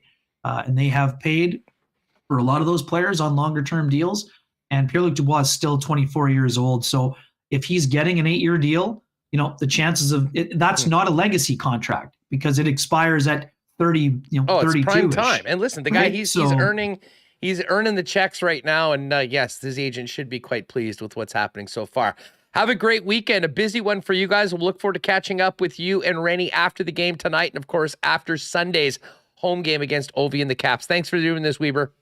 Huss, welcome back. Thanks for having me. Enjoy the chat with Hacksaw. Tough news for Bills Mafia. You know that I picked them in my Hustler pool this year. The Von Miller loss, I think that's it's a blow. I mean, their defense is still going to be good, but that's a pretty big blow for a guy they were going to be leading on, in these December, January, early February type of games. But should be a fun weekend on the NFL front. Thanks for having me and have a great weekend, my man. See you guys in the chat after the game tonight. Thanks so much. There's Ken Wiebe. Make sure you're checking out Kenny and Rennie post games after Winnipeg Jets games. Well, Ted was on a little earlier. We mentioned lots going on in the curling scene. Of course, Princess Auto has been our incredible sponsor when it comes to Bomber reports all season long, as a proud sponsor of the Blue and Gold, and have been the backing for teams like Reed Carruthers and, of course, Jennifer Jones as well.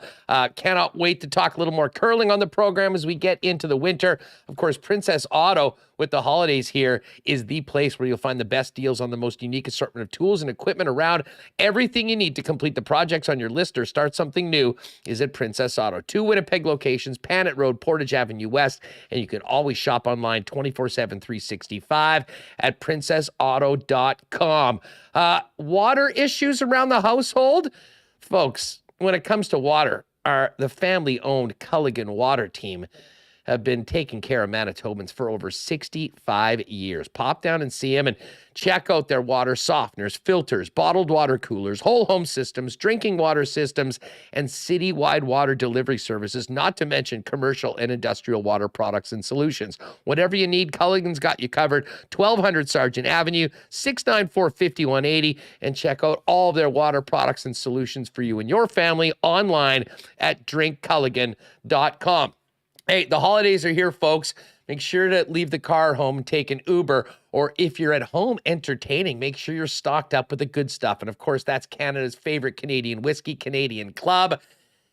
And Bomber fans, when you're popping by the 20 largest Manitoba liquor marts, make sure to check out that Jim Beam display, because with any purchase of Jim Beam, you will get one of the Bomber collector glasses featuring Zach Collaros, Adam Bighill, and hometown hero Nick Dembski. Best of the season to our friends at Canadian Club, and a big thanks for their wonderful support of the club. And hey, tonight we've got Winnipeg Jets hockey, full slate of NFL games on Sunday, and the Jets dropping the puck at 6. No better place to do it up with the gang than Boston Pizza. When you're there, check out the craveable jalapeno popper dip, the spicy buffalo mac and cheese, and the new creamy carbonara pizza, and enter to win. You still got a little bit of time to get in for that NFL grand prize of a trip for 2 to see the Raiders and Niners New Year's weekend, and of course a bonus Vegas Golden Knights game on New Year's Eve. Boston Pizza, order online as well at bostonpizza.com. All right, let's bring in Hacksaw. Get ready for Week 14 in the National Football League. Hacksaw, what's up? How are you, my friend? Nice to see you back here. I thought you'd be showing up with your shirt with the palm trees and the pineapples on it. Yeah, it was a little different down in Qatar, that's for sure. It wasn't really a beachwear. They wear, I don't know how they handle those, the traditional dress, to be honest, in the heat of that country. But the World Cup was incredible and a great experience, which I'll never forget. Listen, getting to NFL, before we talk about Sunday, can we talk about last night? Baker Mayfield had been with the Rams for 48 hours and authors a 98-yard drive with no timeouts to beat the Raiders. Listen, the Raiders have had a lot of epic choke jobs over the years, and especially this year, but on prime time, killing their resurgent playoff hopes was maybe the ultimate Raiders moment we've seen in a long time. How the hell did that happen, Saw? Who needs practice? We don't need practice, as Allen Iverson would say. It's just practice. It's amazing. He had one walkthrough. He had 2 meetings with coaches, and then he met with John Wolford, the other quarterback, and he hit the big pass. The first snap, that was 20-yard completion. I thought, holy cow. But then he went 4 for 13, and he was really out of sync, and they were chasing him all over the place, and there's no running game for Los Angeles. But the Raiders self-destructed. The Raiders 2 critical penalties: a pass interference penalty that wiped out a pass interception, then a horrible personal foul penalty when they had the Rams pinned back to their own 8-yard line on that final drive. And Jerry Tillery, a little too much exuberance, draws the big penalty. Next thing you know, Mayfield is just spraying it around the field. Let's not forget about the roughing the punter. I mean, that's one of the stupidest special teams plays. I mean, only the Raiders are capable of this. 98 yards with no timeouts and just a shade over 1 minute. I will tell you, though, that at least from the Rams' perspective in Los Angeles, just north of here, I'm based in San Diego, they are screaming. They got video evidence that there were 4 holding calls against the Rams' offensive linemen on the final 98-yard drive that should have killed the thing. And the refs swallowed their whistles or didn't see it. One of them was really blatant, arm around the throat. Everybody on TV saw it. Refs didn't see it. So they're not real happy right now in Los Angeles and in Las Vegas. But in terms of the Raiders, it's just typical. Stupid plays. It just self-destruct. It's like every Sunday get-together. Who's going to do the dumb thing that's going to take out drives? Do give credit, though. The Rams defense played really, really well. I mean, they choked off Derek Carr after halftime, and they made the yards for Josh Jacobs to get really tough, and the passing game kind of went away. So it was a stunner. I went to a pub, and I watched the first half, and it was 16-3, and I said, these guys are not competitive. We're going home. And by the time I get home, they're on a 98-yard drive on their way to a victory. They had 2 touchdowns in the final 3 minutes. So, yeah, it's a shocker. But to invoke Allen Iverson, practice. Who needs practice? You know, I have to laugh, and you know I'm a Chiefs guy, but even I was buying into the AFC West maybe being the best division we've seen in recent NFL history this year, with the expectations of the Broncos, the expectations of the Raiders, and of course, the Chargers being on paper a team that could challenge. Well, it's back to normal. The Chiefs are running away with the division. Denver's had the most miserable season. We'll be talking about a legitimate question as to whether that's the worst trade in NFL history, considering what has happened with the Broncos. And the Seahawks are going to be picking in the top 5, not with their pick like we all expected, but with the Broncos pick. But I have to ask you about this Sunday nighter. And by the way, just to give you an idea about how terrible the Broncos have been, they're so bad that the NFL flexed Patrick Mahomes out of primetime because they didn't want to see the Broncos again, and we get this Miami Chargers game. I feel for Justin Herbert right now, Lee, and I'm interested in your perspective. He doesn't have a lot of help. Their defense has been historically bad stopping the run. That wasn't supposed to happen. And his offensive skill position players haven't been there. And he played last week basically in front of the Chargers practice squad. Is there anything that can be salvaged out of this season for the Chargers? And what do you make of this matchup of Herbert going head-to-head against Tua and the visiting Dolphins, who have had a great season so far? Well, quarterback duel. Justin Herbert, Tua. The only problem is Tua's got all the bullets in the gun, and Justin's hardly got any firepower at all. Herbert has proven his courage, his intelligence, his toughness, his leadership ability. You know, he played about 4 to 5 weeks with fractured rib cartilage. It impacted his ability to move the pocket and run the football, but he stayed in the lineup. He never really came out. And now he's healthy, and he's still making plays, but he's absolutely no help. They've had to play their last 4 weeks without either of their left and right tackles. Both veterans gone. They got 2 draft picks, late draft picks, that have been forced on the field now, and the guys are really scuffling.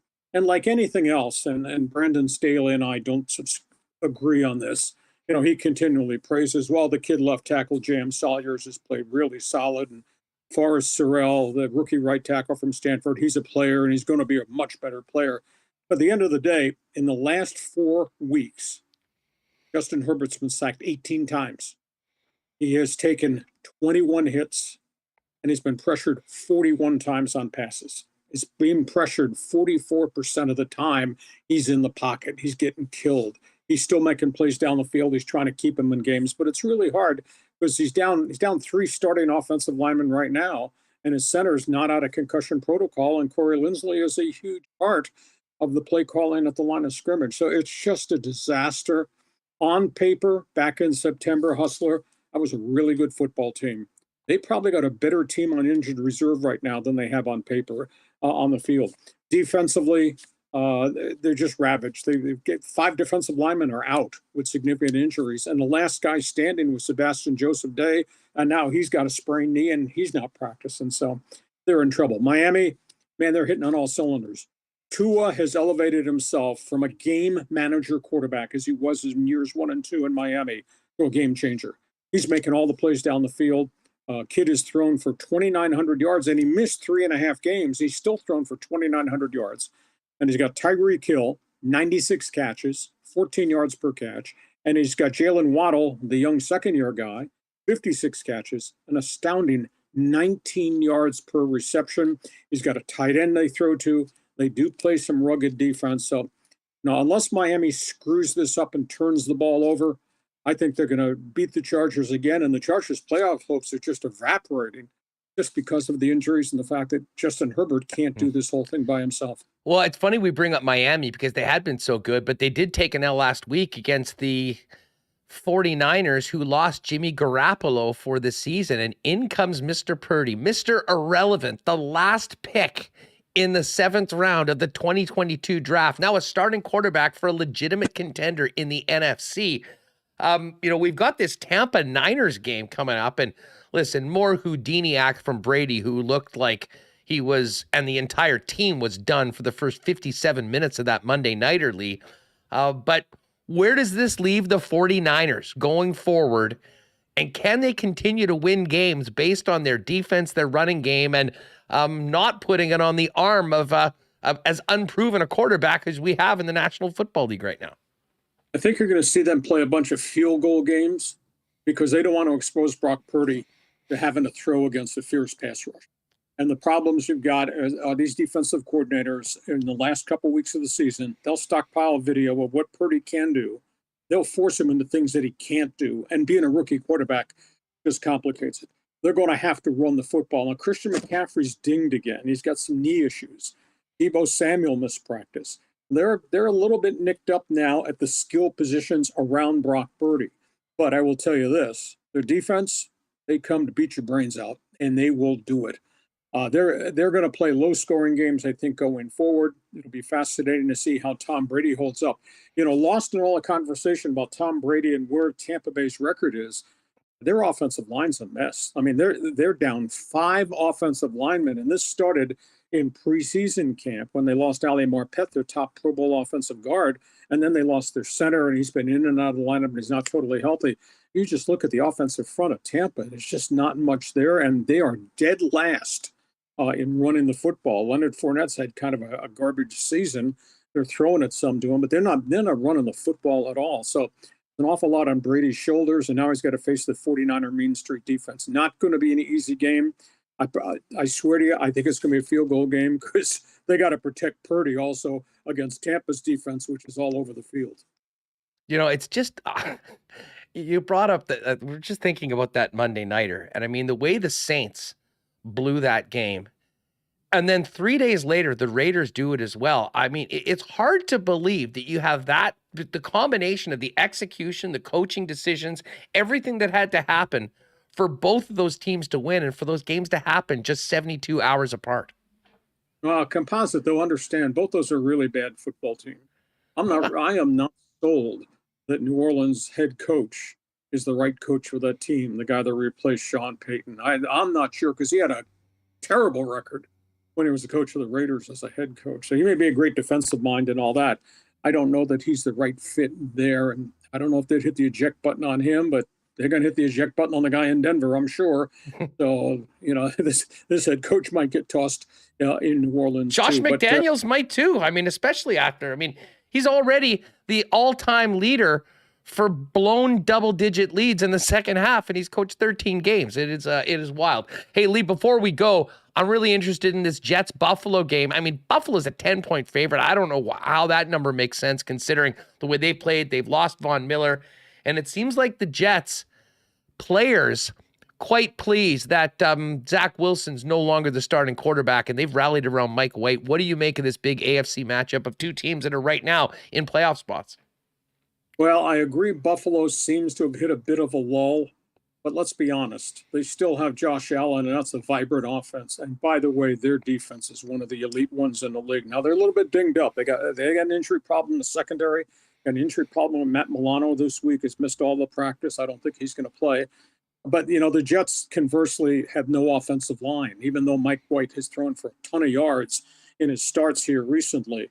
But I think that the Jets are down 6 offensive linemen now. They just lost one of their starting tackles with a blood clot problem that's resurfaced, and they've just never been able to get healthy. So I don't think that everything that's wrong in New York with the Jets has to do strictly with that quarterback from BYU.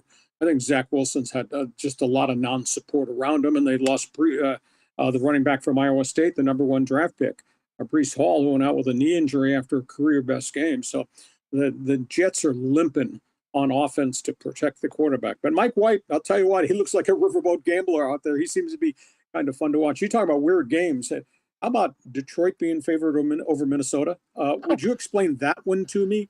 This is the Lions defense that gives up 402 yards per game, going against Kirk Cousins and going against Jefferson and Thielen and Dalvin Cook. That Detroit defense is going to stop Minnesota? I don't think so about that one. Any idea how that is the case? There's a lot of Viking fans that feel completely disrespected. And I don't know whether there's a better example of that than they are underdogs going into Detroit. Detroit's been awesome, Lee, over the last 4 to 5 weeks. But Minnesota's won every close game. I expect this to be a close game. But, man, O'Connor and his guys, they've won all those close games. And I'll be honest, I mean, even though I've been high and I've won some bets on the Lions over the past month and a half, I don't know how I can resist putting a little sprinkle on the Vikings at plus 110 to win that game in a close fashion.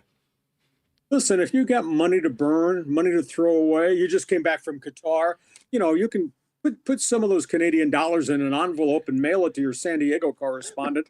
I could use it for the gas money down here. The gas prices are still blatantly obscene, but it'll be fun. Hey, speaking of World Cup, I know you probably had a blast. I could not believe Brazil lost. Holy cow! I've got a media friend, a writer for a wire service that's based out of Rio de Janeiro, and he says it's been like there's a death in the country. He just emailed me. He said, "You can't believe how sad everybody is for what just happened when Brazil lost to Croatia." Oh, I mean, and they were up in extra time, and then the Croats score with like 2 minutes left and winning it. I mean, listen, Canada's, I think, feeling a little bit better about their performance, considering that Belgium was the number 2 team in the world, could have and should have probably beat them. They didn't even make it through, and Morocco and Croatia are still alive right now. Morocco will play tomorrow after beating Spain in the round of 16, and Croatia is on to the Final Four. Lee, who's winning tomorrow? France, England? That was what I was going to mention. They love each other. They hate each other. They were partners in the war, but effective Sunday or Saturday morning, we're not going to like each other. I think it's been an unbelievable game. France has got firepower. I'm still waiting for England's firepower because they got all the guys from the English Premier League led by Harry Kane. I'm still waiting for them to explode, and it has not happened yet. Maybe it'll happen against the French, but I think it's a pick-em game. I'm rooting for England, but I'll tell you what, France has got enough guns that they could get this one too. Well, I mean, they did drop a half dozen on the Iranians to start the tournament, but since then it's been tight defense, but they've gotten it done. I can't wait for the game tomorrow and the rest of it. Lee, thanks so much. Have a great weekend. We'll look forward to catching up next week before Christmas. And then you get a chance, have all your viewers and followers check my website, leehacksawhamilton.com. Subscribe to my podcast because we did a 57-minute podcast last night that's new, coming out of the winter baseball meetings down here in San Diego, which were absolutely crazy. So have yourself a great NFL weekend, Hustler. Talk to you next Friday. You're the best. There it is. LeeHacksawHamilton.com is the website. Make sure to check him out on YouTube as well and give a sub to the Hacksaw YouTube channel with some more great content coming out regularly. All right. We do have, we were just mentioning the World Cup, and we're going to get to the Coolbet lines in a minute. Folks, if you were riding on my exclusive for all the teams to score, I think we just got it in miracle fashion. Brazil and Croatia scored in extra time, And then the Netherlands just got one in. They're now in the 89th minute. Argentina up 2-1. But I think we're cashing another exclusive at plus 410. All right, marbles just about to get going.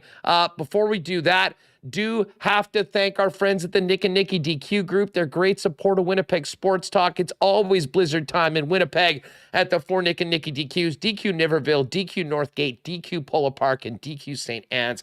And hey, folks, I know it's a little chilly outside, but nothing could be a better addition to a holiday gathering, a little party, than a DQ ice cream cake. Hit up Nick and Nicky. Let them make it all festive for you and entertain your guests with the best dessert you could possibly have. And while you're there, check out those stack burgers, chicken fingers, and more on the grill at your local Nick and Nicky DQ. DQ Manitoba on Instagram if you want to send them a message and get a custom cake done up for the holidays. And hey, with the holidays here, nothing goes better with a holiday gathering than a few of Winnipeg's favorite delicious local beers. And that, of course, is our friends at Little Brown Jug. Great spot to get together with friends is Little Brown Jug, the brewery and tap room. Amazing spot down on William Avenue. I'll have to wait a few months to get back out on the patio, but still great. You can try all of the beers, including their festive selections. And check out their great selection of merchandise as well. And if you can't make it down, it's all available for home delivery online at littlebrownjug.ca. And make sure to check out Little Brown Jug in the aisle at your favorite local beer store as well. And hey, if you are out, fine restaurants and bars will have 1919 on tap, the flagship brand of our friends at Little Brown Jug. All right, Reem, it's Friday afternoon. An amazing show so far. Lots of excitement for the Jets, and I think a lot of excitement for the Marbles Tournament of Champions, brought to you by Consolidated Supply. All right, everybody, the Marbles entries are open, and we have done, Remo, I know we've always said, you have to be subscribed to enter, but we've actually found a way. The chat right now is subscriber only. So if you're having an issue getting in, you forgot to hit the red subscribe button. It's free. It's literally the simplest thing you can do. You'll get all the latest Winnipeg Sports Talk content in your YouTube feed. But if you haven't already, hit that red subscribe button, hit the thumbs up while you're there, and get ready for Marbles time after we qualified our first three yesterday, Reem. Yeah, a lot of people excited in chat. And there have been a lot of frequently asked questions. I don't know if you and I want to address this with the chat. Okay, so people want to know, Friday we usually give out a hoodie for the winner. Are we still doing that today? I think we have enough hoodies that we can continue through. And of course, that's thanks to Canadian Club. But we will, into the new year, work with maybe one of our other sponsors to try and get some more hoodies. But barring an issue with quantities of a particular size, I think we're good for at least one more of each size right now. So yes, tentatively throughout December, well, at least for this week and the next 2 weeks heading into Christmas, the race on Thursday is going to be the Tournament of Champions. So that's going to be for the Bomber season tickets. But yes, if you win today, you're a double winner. We'll get you a hoodie as long as we've got the size for you. And most importantly, you'll be in for the Bomber 2023 season tickets as part of the Tournament of Champions. What was the other question? So there's only one marble race today where the winner will get an entry plus a hoodie. So Friday, you get the bonus hoodie. Yeah. I do want to give it people listening on the podcast, if you want to get in on the offline heat entry, winnipegsportstalk.com/marbles. Sign up with your email, you get an entry. You also get bonus entries if you follow us on social medias, Facebook, Instagram, Twitter, YouTube. You should definitely be doing that. So winnipegsportstalk.com/marbles. And we had some winners yesterday. A lot of people want to know if they can enter. What do you think about them going in the race again and trying to win? What have we decided there? Well, you know what? Okay. If you've already qualified and you get in, I think we had said that we were just going to have one marble per person. Yeah. But feel free to go in the marble race. But I think the fairest way to do it is that if we have a previous qualifier for the end come in the top three, they'll get a lot of props. They'll get some glory. but we will take the fourth marble Sure. so that we round it out. We want to give as many people a chance to do it. But yes, if you want to keep your marble hot, you want to stay in the game, you can certainly do that. But obviously, who did we have yesterday, by the way? Let's just quickly give a shout out. Steph B, Cowboy, and Michelle. Here, look, if one of them comes in again, I'll throw them a WST. I think you're wearing one, the WST t-shirt. If they happen to win again, they can get one of those. Right there. I'll mail it to them. Okay, that's a great that? way of doing it. You're already in, but we'll get you a t-shirt from a limited quantity. And by the way, if people popped in late and are wondering, this freaking awesome bomber themed WST wordmark hat, we finally got the shipment in. We've been waiting a long time. Right now, the new era toques, which we got about a month ago, as well as a number of new WST hats. This one in the snapback and the dad hat version from New Era, as well as new versions of the WST logo hat in black, as well as a navy, silver, or gray combo, which we've got. Remo, I think you've got them there. If you want to, I'll show them off. I got to make a real Instagram post and take pictures of all these. But this is the black one right here. Black That's one. the snapback. This is navy with the silver. I love this one. This is my favorite one. And then we got the This is the dad hat. It's a it's just not as high a brim. Yeah, New Era 940. New Era 940. And this is the 940. So they're snapback. They're all snapbacks. People are asking. Someone said they didn't like snapbacks. I don't know what. Well, some people don't like snapbacks with the high brim. I've got a big head. I love them. They fit great. Snapback is just like a clasp. It's not. Doesn't say anything about the style of the hat. Yeah, listen. I mean, it's not like you're a major league team. We can't be going and getting New Era hats sized for every single size. That's just not feasible right now. So. You can call them adjustable. You can call them whatever the hell you want. Yes. One size will fit whichever one you want. But if you like the shorter brim, that's the 940, the dad hat, if you will. So we've got 10 of each style at Royal Sports. They should be on the floor this afternoon. If you want to pop by this afternoon or on the weekend, I would suggest doing that before they go. And the other ones, we've got some needs that we've got for a few of them, but we will have limited quantities at the Winnipeg Sports Talk store. Go to winnipegsportstalk.com and hit the store button, and you'll be able to see it all. Remis will get that up this weekend. All right. ! Marbles in the chat, everybody. You know where to go. We've got a ton of people in, but if you haven't already, just make sure you're subscribed. As long as you're subscribed, you'll be able to enter, and we'll get going. Yes, Kabilis knows what's up. For us giant noggin folk, the slapbacks are great. And my head looks perfectly normal. Thank you, Rob. So yeah, ! Marbles. We'll close that up in just a couple minutes, but let's get to the Coolbet lines. And listen, I don't mean to be like a broken record, but this is now a PSA. Lock Shop, you need to be subscribed to our YouTube channel and checking out the show because we just keep on firing out winners. Yes, I did go 4-0 last night with our picks in the Lock Shop. Yes, I had the Rams. Yes, I had the under. Yes, we got our over 3.5 field goals at plus money and even money under 4.5 touchdowns. I'm now up to, I believe right now, Remis, I'm at 12th in Canada. We continue to climb the Coolbet leaderboard, and I'm hoping with a good NFL Sunday can crack the top 10. Our biggest show of the week, the best bets show of the Lock Shop. We did it just before WST, so you can go find that on Lock Shop Bets on Twitter, and hopefully I can continue going up. Let's see, go down there, Remo. There we are, number 12, Hustlerama, 574. Oh, man, it's been great. And that could go up. As I said, my exclusive for today in the World Cup, which was all 4 teams to score 1+ goals.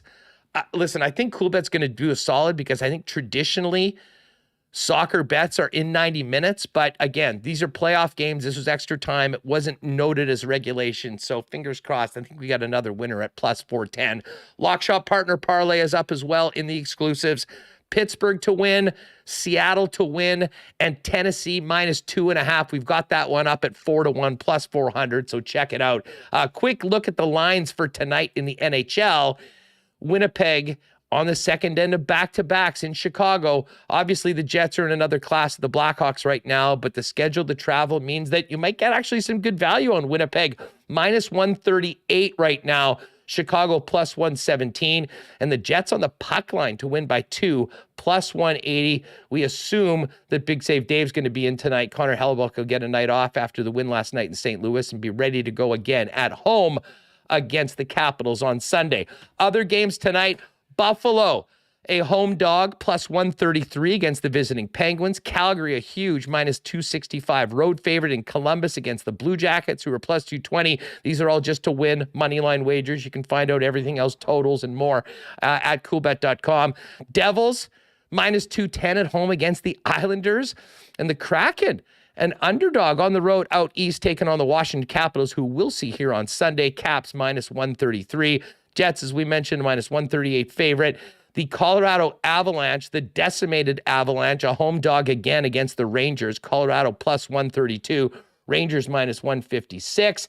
Edmonton and the Wild tonight. Calgary did the Jets and the rest of the Central a favor, beating Minnesota last game. We'll see whether Edmonton can do it. Edmonton minus 127. And the Boston Bruins, a massive minus 358 favorite in Arizona to take on the Coyotes. Oh, and the Sharks and Ducks tonight as well. Sharks favorite on the road. Don't see that very often. Minus 125. And the Ducks plus 107. Vegas as well tonight in the final game. That's a late one. Minus 240. Philly 2-1. If you haven't played it, Coolbet before, use the promo code WST on your first deposit. You get a 100% bonus up to $200. And don't forget to check out those Coolbet exclusives.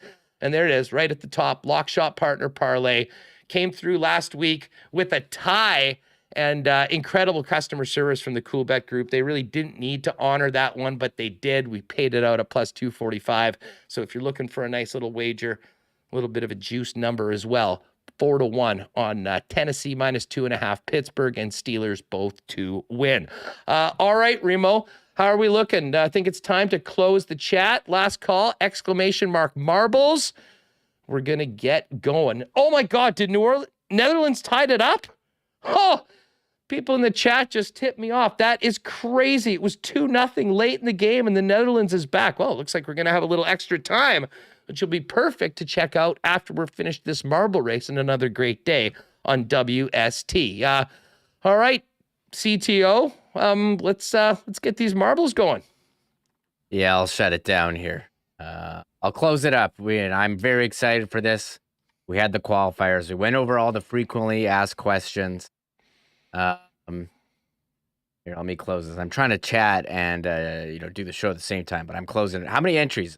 241, Huss. A lot of people. This is now another new record for the marble race. Yeah.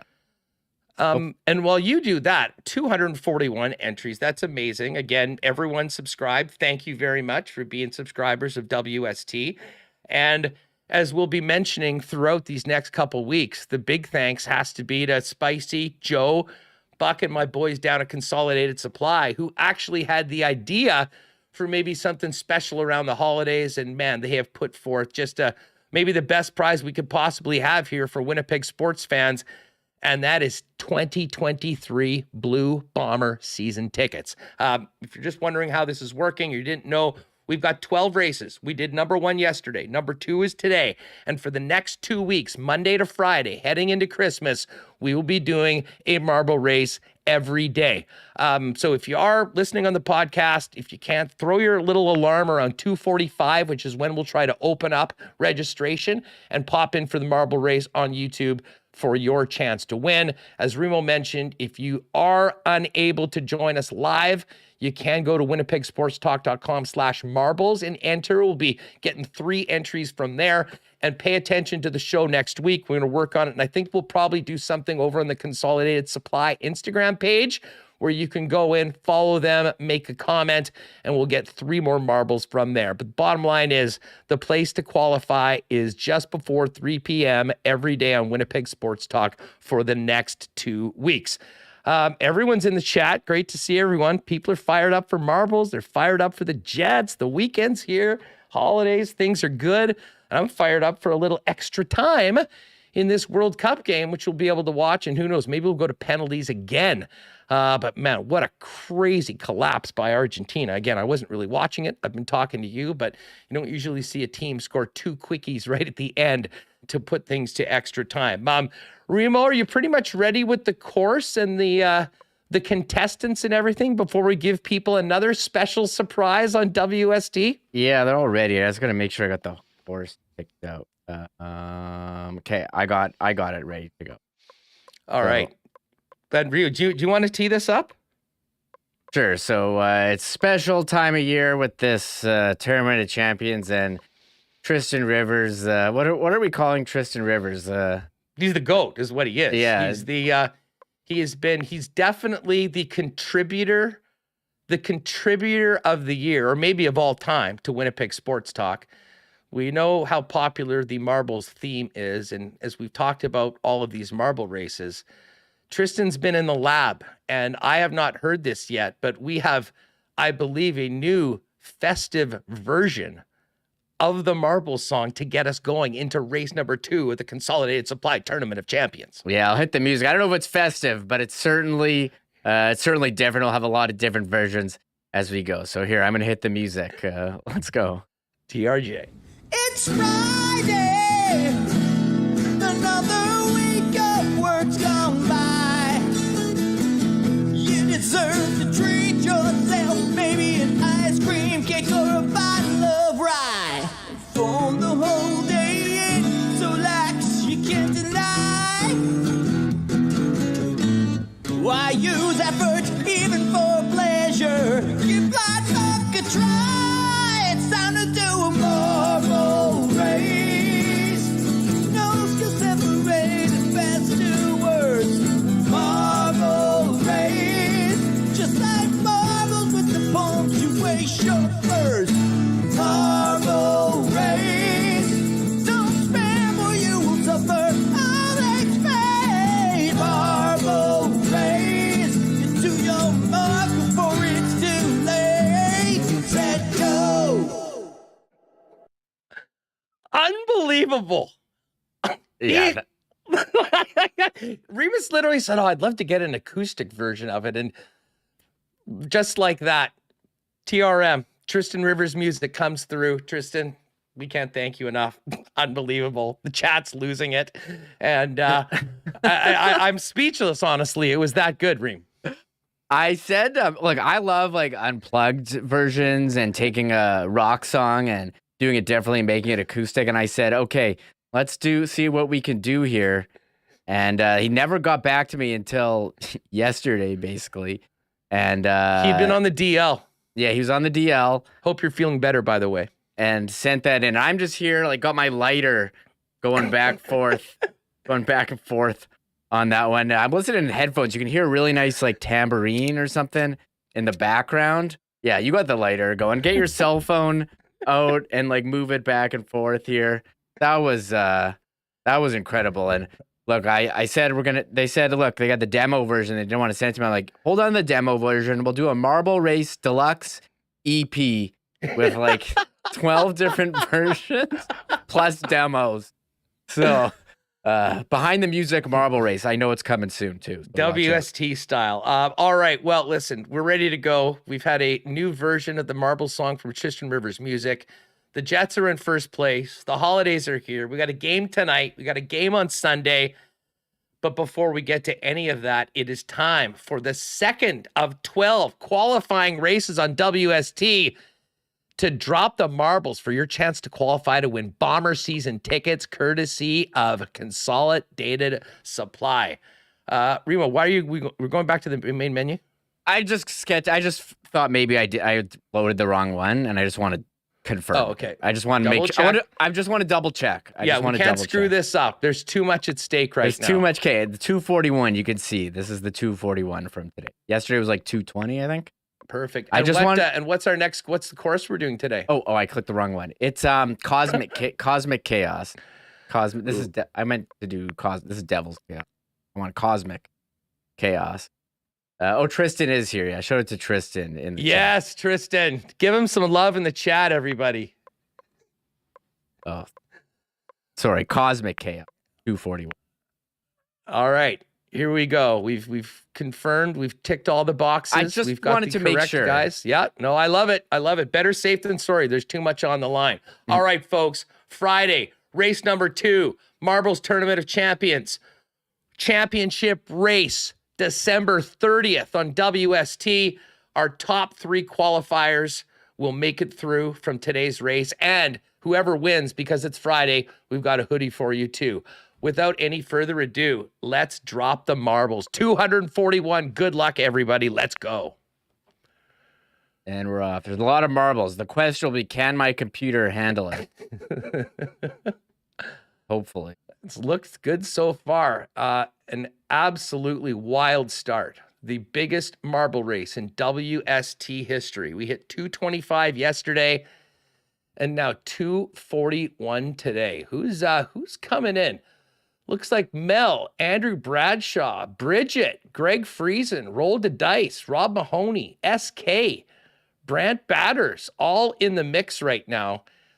3 different tubes right now that these marbles are taking on. And I mean, it's chaos right now. I mean, there are so many marbles, but it looks like Andrew Bradshaw, I think, might be in first place as we get through to this. Now, who's going to get out? Greg Friesen looking good. SK, Mel. Who else here? Trevor Red Ranger, Jason Jets in the mix. Oh, Bozeman just got thrown over the top rope. Sharon, geez, it's unfortunate. But what is fortunate is there's 10 more chances to qualify. Trevor Red Ranger, a few chat regulars looking pretty good. There's SK. SK is always active in the chat as well. Trevor Red Ranger and SK and the Polish Pumper. Polish Pumper is moving in, Huss. Nicely done, the Polish Pumper. You got to love it. Wonder if that's my buddy Daryl Morosky. Polish Pumper now in first place. Looking pretty good right now. And who's there? Is it SK and Trevor Red Ranger in third? Although now you get to this part, you can definitely get slowed up. And that's what's happened to the Polish Pumper. Our top 3 right now, though, SK, Trevor Red Ranger, Polish Pumper. Oh, Cam Fang, the Wild Fang coming up behind him. Mel's in the mix as well. Geez, they are not going too fast right now, but Trevor Red Ranger looks like he's going to get in. The Polish Pumper is in. And SK holds on just ahead of Mel and the rest of the group. That was an unbelievable race. Cosmic chaos today, folks. And everyone else dropping into the chat. So there you go. Folks, what you're going to need to do, Trevor Red Ranger 15, Polish Pumper, and SK, send us an email at winnipegsportstalk@gmail.com with your contact information. Just we've got your email and number and whatnot. We need to have everyone's. It's hard to contact people off of YouTube. So just make sure we've got it for you and put it in your phones right now. You're in for the championship race on the 30th of December, our final show of 2022, our final active final of 2022, is to give up these 2023 Bomber season tickets, courtesy of our great friends and sponsors at Consolidated Supply. Who is in the top? Mel, just shy, and had a nice start too. Ryan Kibbins, what's up, Kibbins? Brant Batters had a nice stop. Jeff Johnson, Robert Palmer, Turd Ferguson, and Pretty in Pionk. The rounded out the top 10. But again, right now, it's all about being on the podium, if you will. Our gold medal to Trevor, silver medal to the Pumper, and SK getting bronze, but that's all he needed to do it. What a week it's been, Remo. Good vibes around the team, good vibes around the chat, good vibes around WST. Oh yeah, this is so much fun. Right now, it's a good time of year. I think everyone's in a good mood, and Jets keep winning, which is great. And get a shot at seeing Ovechkin here on Sunday if you want to see history being made. His history of scoring goals. Yeah, here in Winnipeg. No history. Connor Hellebuck. Helly will be back after a day off. They'll be good to go. I'm looking forward to it. Hey, but first of all, let's see what they can do tonight. I know it's a tough spot, but would be really nice to see this team get another win. We all know the performance they had last Friday, which was one of the more forgettable ones of the season. Hopefully it'll be the opposite tonight, but they do remember pounding the Hawks in Chicago just in the last couple of weeks. What was it, 7-2? We'll see what they can do. Sam Gagner gets back into the lineup, and we expect Big Save Dave to get the start. Once again, gang, thanks so much. The best Christmas gift you can get for one of your friends is the cheapest one, a subscription to Winnipeg Sports Talk. You can put that all in the stocking stuffer and just basically pick up your friends' phones and subscribe for them and get more people in on us and tell them, I gave you, this is going to be a gift that's going to last all year long, your WST subscription. So do that for us. Would love to get a few more people in our daily group here. But other than that, let's have some fun tonight. World Cup tomorrow, France, England. I think I'm going to get together with some of the fellas and head out to the pub for that one. And watch the game tonight. And then a busy Sunday with NFL action, of course. Jets and Caps, 6 p.m. Sunday. We'll be back on Monday, and we will have a lot to get to. Jets with 2 games, all the football action on the weekend, and, of course, marble race number 3 in the Consolidated Supply WST Marbles Tournament of Champions. What a week it's been, Remo. Enjoy your Friday night. Yeah, I got my wife's work Christmas party. So night out for me. I'm hoping it's at a bar. So I'm like hoping they're going to have the Jets game on. I'll be that. I'm always that guy who's like, when there's TVs and it's not, usually I go to places and they don't have someone there whose job is to manage it. So I have to be there. So hey, can you put on this game? What's the baby situation? And Evan, they're going to be at grandparents? Yeah, one is at my parents, one's at my in-laws. Okay, my in-laws are coming over. You're not going to get very many green lights like this. Yeah. I think you should be flooring it tonight. Uber, take full advantage of the festivities of everything that's there for you. It's busy. You're not going to get a lot of sleep. You might be able to sleep more if you really tie one on tonight. So that's my advice and suggestion to you to make the most of this opportunity. I'm probably still gonna have to come home and be on baby duty. It's not an all night baby situation, so not all night babysitting for the 1 month old. So that's okay. Marl says wearing a suit. I think I'm wearing my F apparel suit. I'm gonna have to shower and shave and get ready after this. So I am excited. I haven't had too many nights out in the last bit, Hustler. Yeah, well, listen, you've earned it. You've definitely earned it, as has Leah. So give her my best and everyone else at the Shaker. Folks, yeah, if you're with us live right now, get on over to TSN. We got extra time between Netherlands and Argentina. I cannot believe Argentina. They were up 2-0 with like 5 minutes left in this game. Man, the World Cup's been amazing. England, France tomorrow, and Morocco and Portugal the other game. So, folks, have a great weekend. Thanks so much. Tell a friend about WST. Give them that great Christmas present of a subscription to the YouTube channel. Let people know where to find us on podcasts. And join us next week. 5 days, 5 marble races. You know what it is. Have a great one, folks. We'll see you Monday. Have an awesome weekend. Oh, my God. Oh! Shut it down. Let's go home. Thanks for tuning in to Winnipeg Sports Talk Daily. Make sure to subscribe on YouTube and your favorite podcast feed at winnipegsportstalk.com.